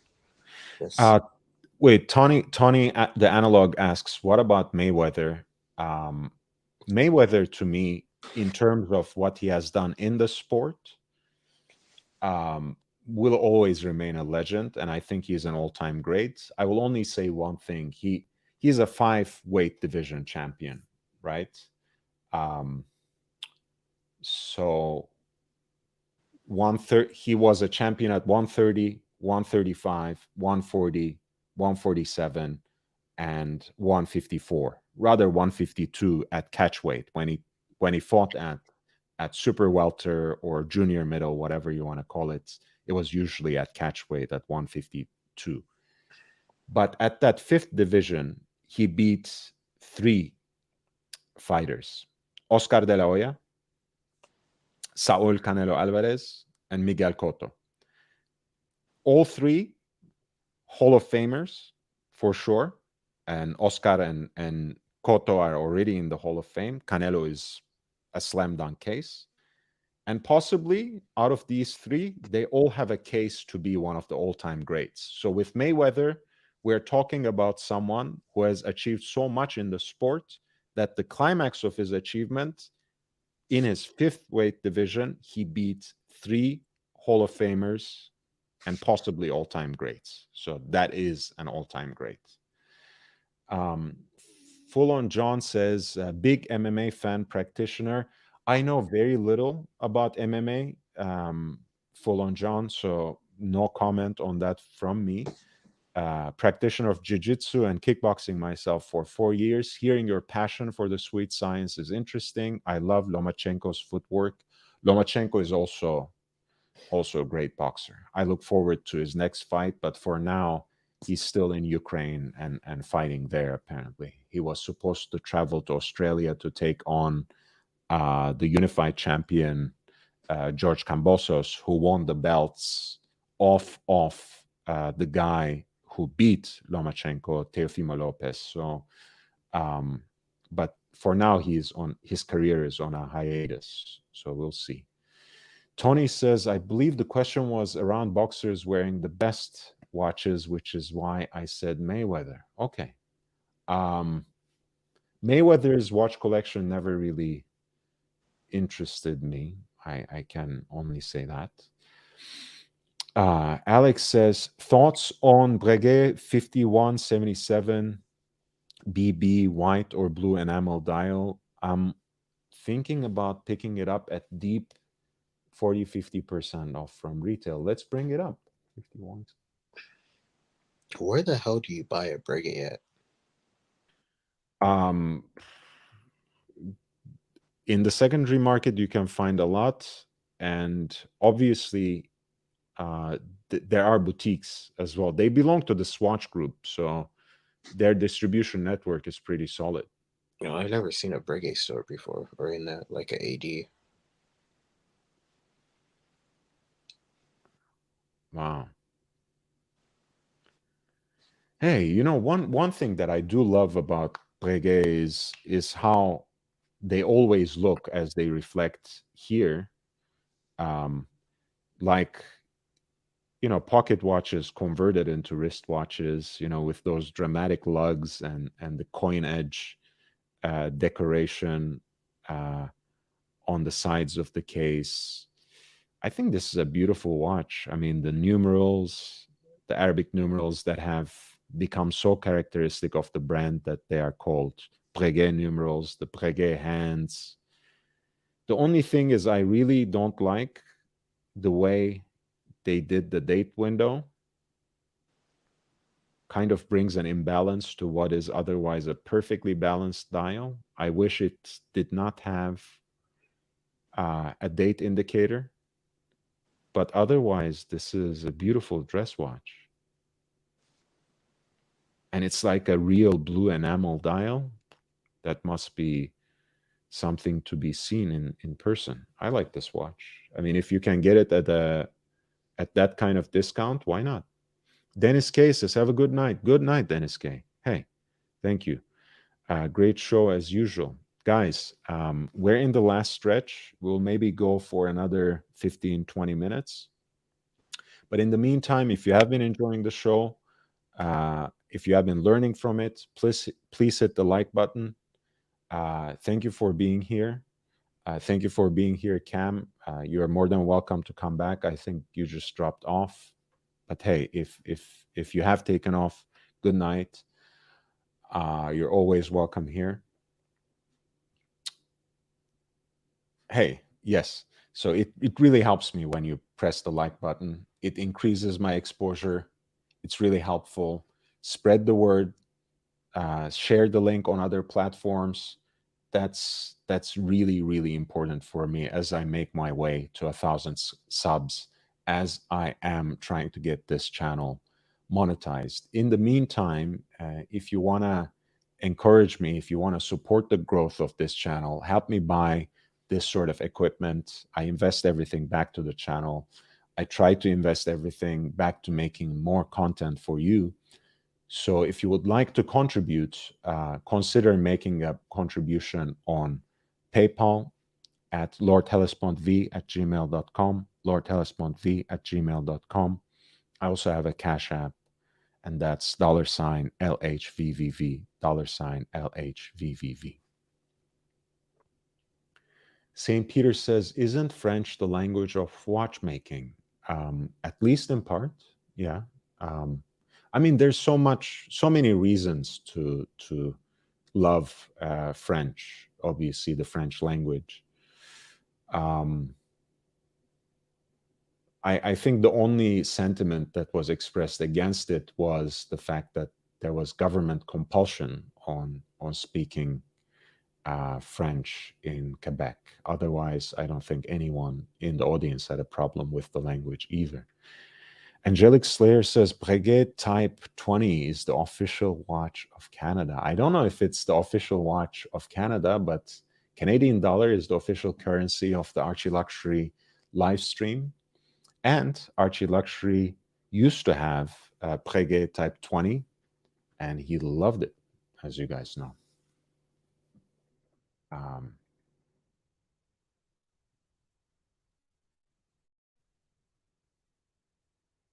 I wonder if I can find any pictures of him. I can't, but maybe I can get a still from his. Yeah, I remember this. He used to put it on a tricolore NATO strap. Yeah, it's a nice watch, man. It's a nice chronograph. And still, I think in the secondary market, this is one of the greatest bargains of all time. El says, it was, but I liked his thoughts on modern boxers. Not a fan of Mayweather's collection. Great boxer, though. Hated him when he was fighting. Admire him now. He's retired. Hey, I loved him when he was fighting. I admire his record as a boxer, especially if you look at it in broad strokes rather than the last few fights he had. I actually can't suffer him as a public personality at this point in time. And I really think he's not doing a great job as a boxing promoter. Not that he has many fighters in his roster at the time, but yeah. Jay says that's how the name Rolex was invented. Virstov wanted a name that could be spoken in any language. Yeah, that's at least the myth behind the creation of the name. Full on John says, yes, I'd love to watch boxing more. Just so hard to follow MMA and boxing at the same time. Yeah, they're mostly separate worlds, but I know a lot of people who follow MMA and boxing avidly at one and the same time. That enamel dial is sweet. Yes, that 5177 enamel dial is great. Alex says there is a Breguet boutique in Rodeo Drive for sure, and it's a nice boutique, and people are really helpful. AC Morgan was also confirming this, that he had a very pleasant experience at Breguet boutique in Beverly Hills, right at the entrance of Via Rodeo, that a little side street that climbs forward at the beginning of Rodeo Drive. Certainly a very nice boutique. I had a great experience there when I was looking at the Breguet Marine, the white gold on rubber strap with the wave dial. That's a beautiful watch as well. St. Peter says the date window is a little bit sad.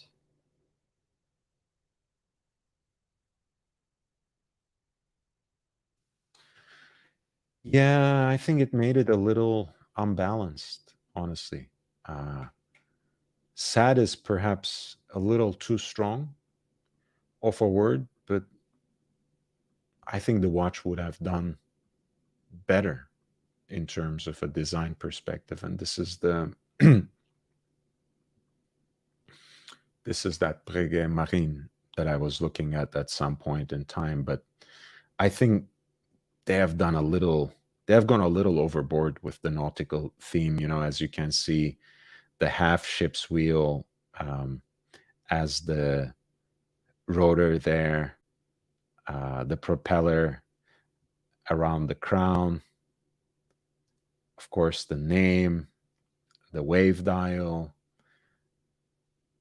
and finally also the fact that the presentation case is like the inside of an expensive yacht. It's just a little too much.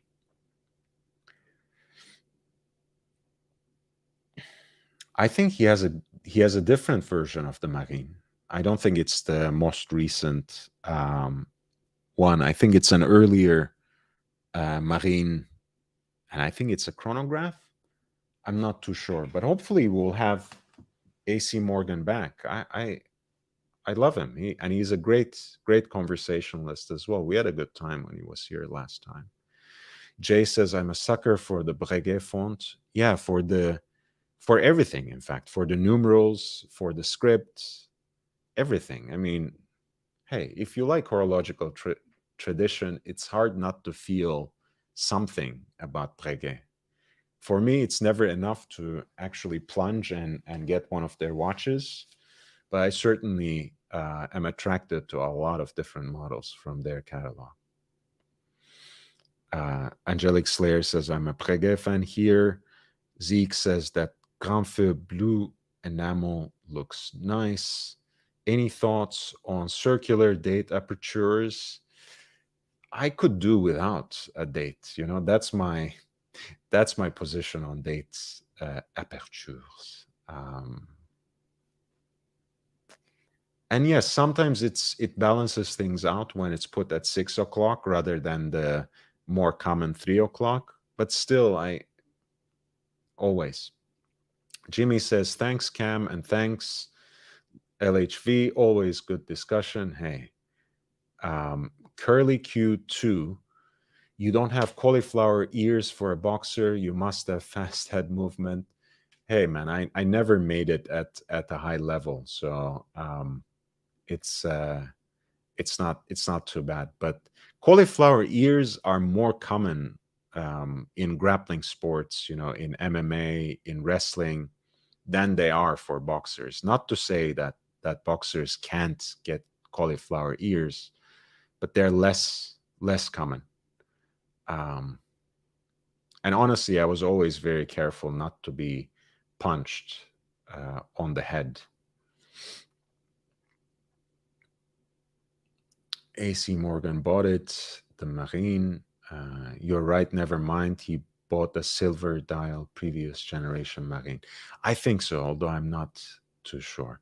Corrado Galizia says, AC Morgan seems to have an incredible collection. You know what I like about this collection? And I'm saying this as a Rolex guy. He doesn't have any Rolex. He doesn't have any predictable pieces. Nothing that's too hyped up. I think probably the most hype watch that he has is the 5167A, the Aquanaut. He ordered like a little more than 2 years ago, I think, from his dealer. And it just came through like a month ago or something. So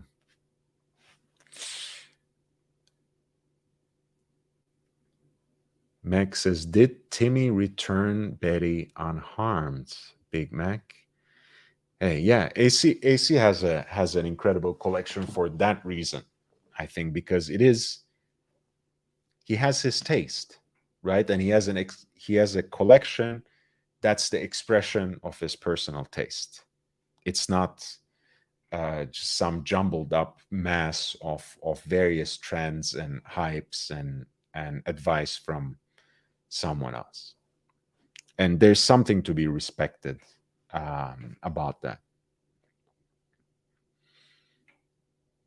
And again, I'm saying this as someone who has an entirely predictable collection myself, right? You know, I have basically all the predictable Rolexes. I have 2 watches that are clearly influenced by the Pontiff. So no worries there. Don't feel judged by anything I said because it's touching me directly as well. Corrado Galizia says, you love blue. Yeah, who could have guessed, right? And Alex is laughing at Big Mac. What? Oh, okay, it's that song again, man. You know, I actually kind of like Janis Joplin, but I think after this whole ordeal, I think I will never listen to Janis Joplin on purpose ever again.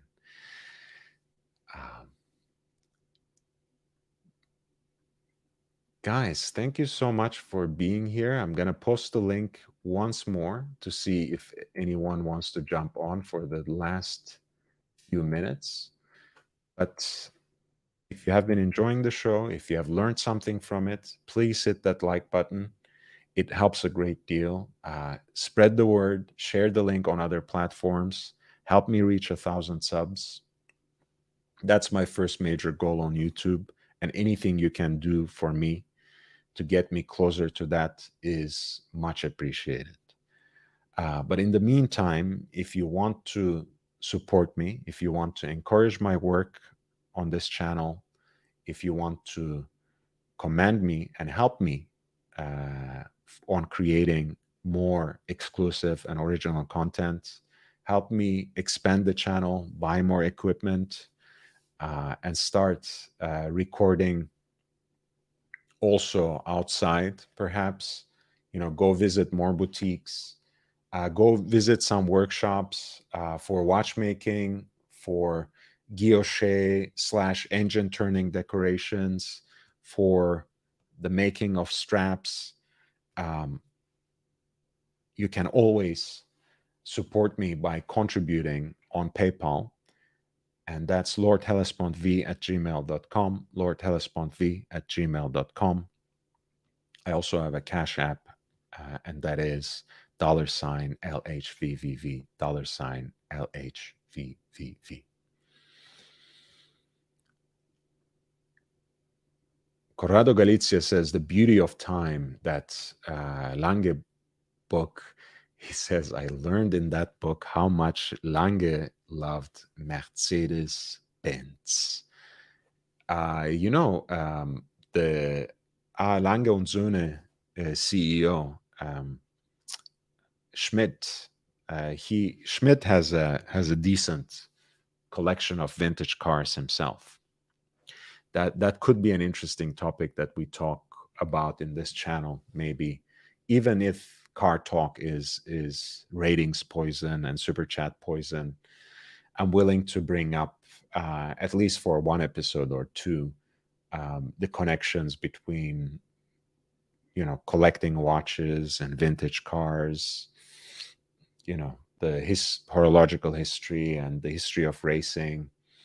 Maybe we can do it with in connection to that relatively new John Goldberger book. What is it called? Time to Race, I think is the name of the John Goldberger book. Yeah, Time to Race. And yeah, I mean, it would be a nice discussion, but let me just pull it up, and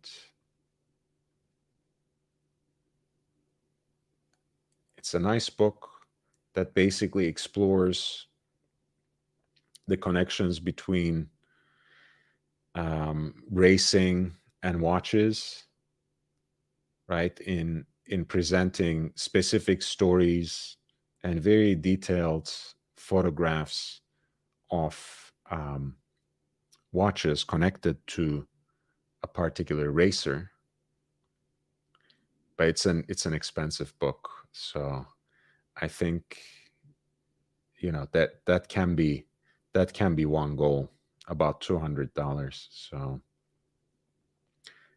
that can be one incentive, perhaps, to contribute for the Time to Race fund, where I will even indulge in some in the toxic sludge of car talk on this channel.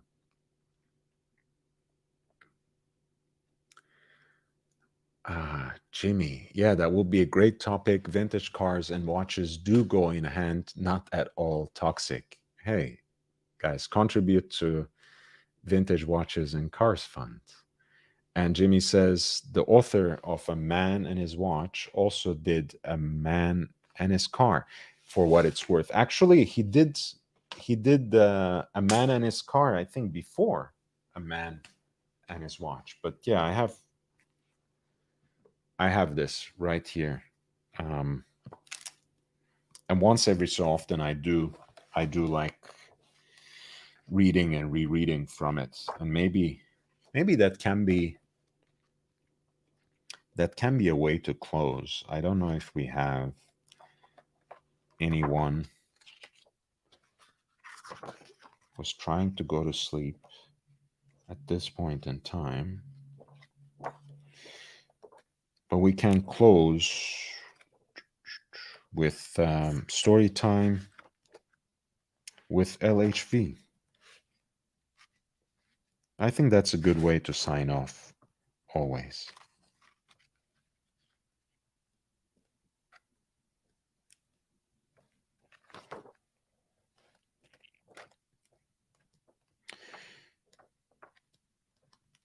Apparently, it's the 25th wedding anniversary of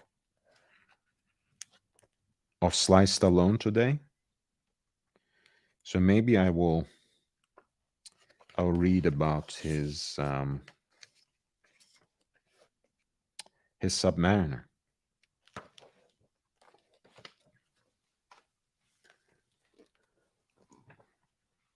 There we go.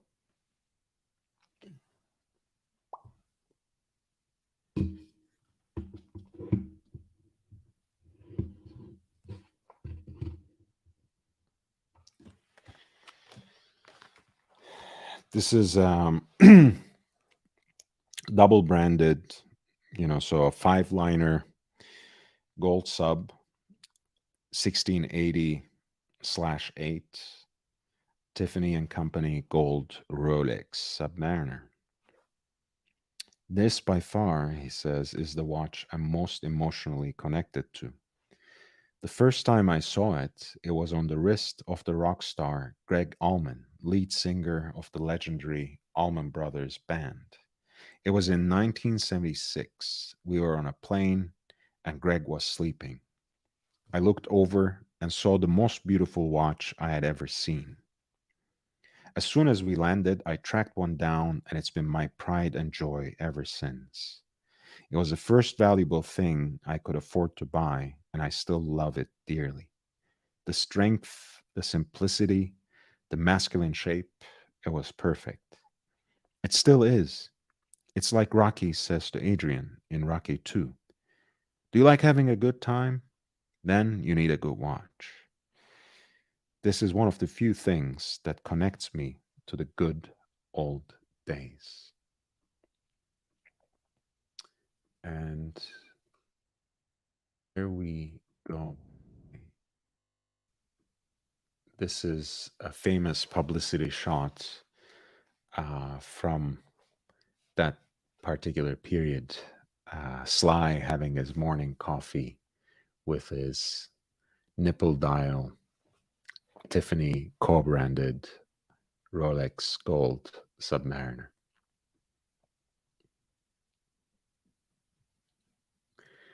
And Jimmy says, yes, I have both books as well. I do enjoy them. Yeah, I think it's a very nice book. Look, I mean, to me, this is something that I try to come back to on this channel. At the end of the day,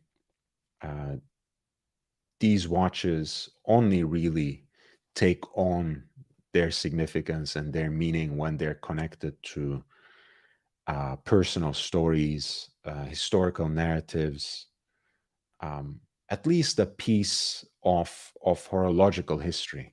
Otherwise, a lot of wristwatches are hardly anything more than a trinket, right? For them to really live up to that name, timepiece, I think they should do more than keep time, right? Because at the end of the day, in our day, that can be done with a certain accuracy and precision that most mechanical watches can't even approximate.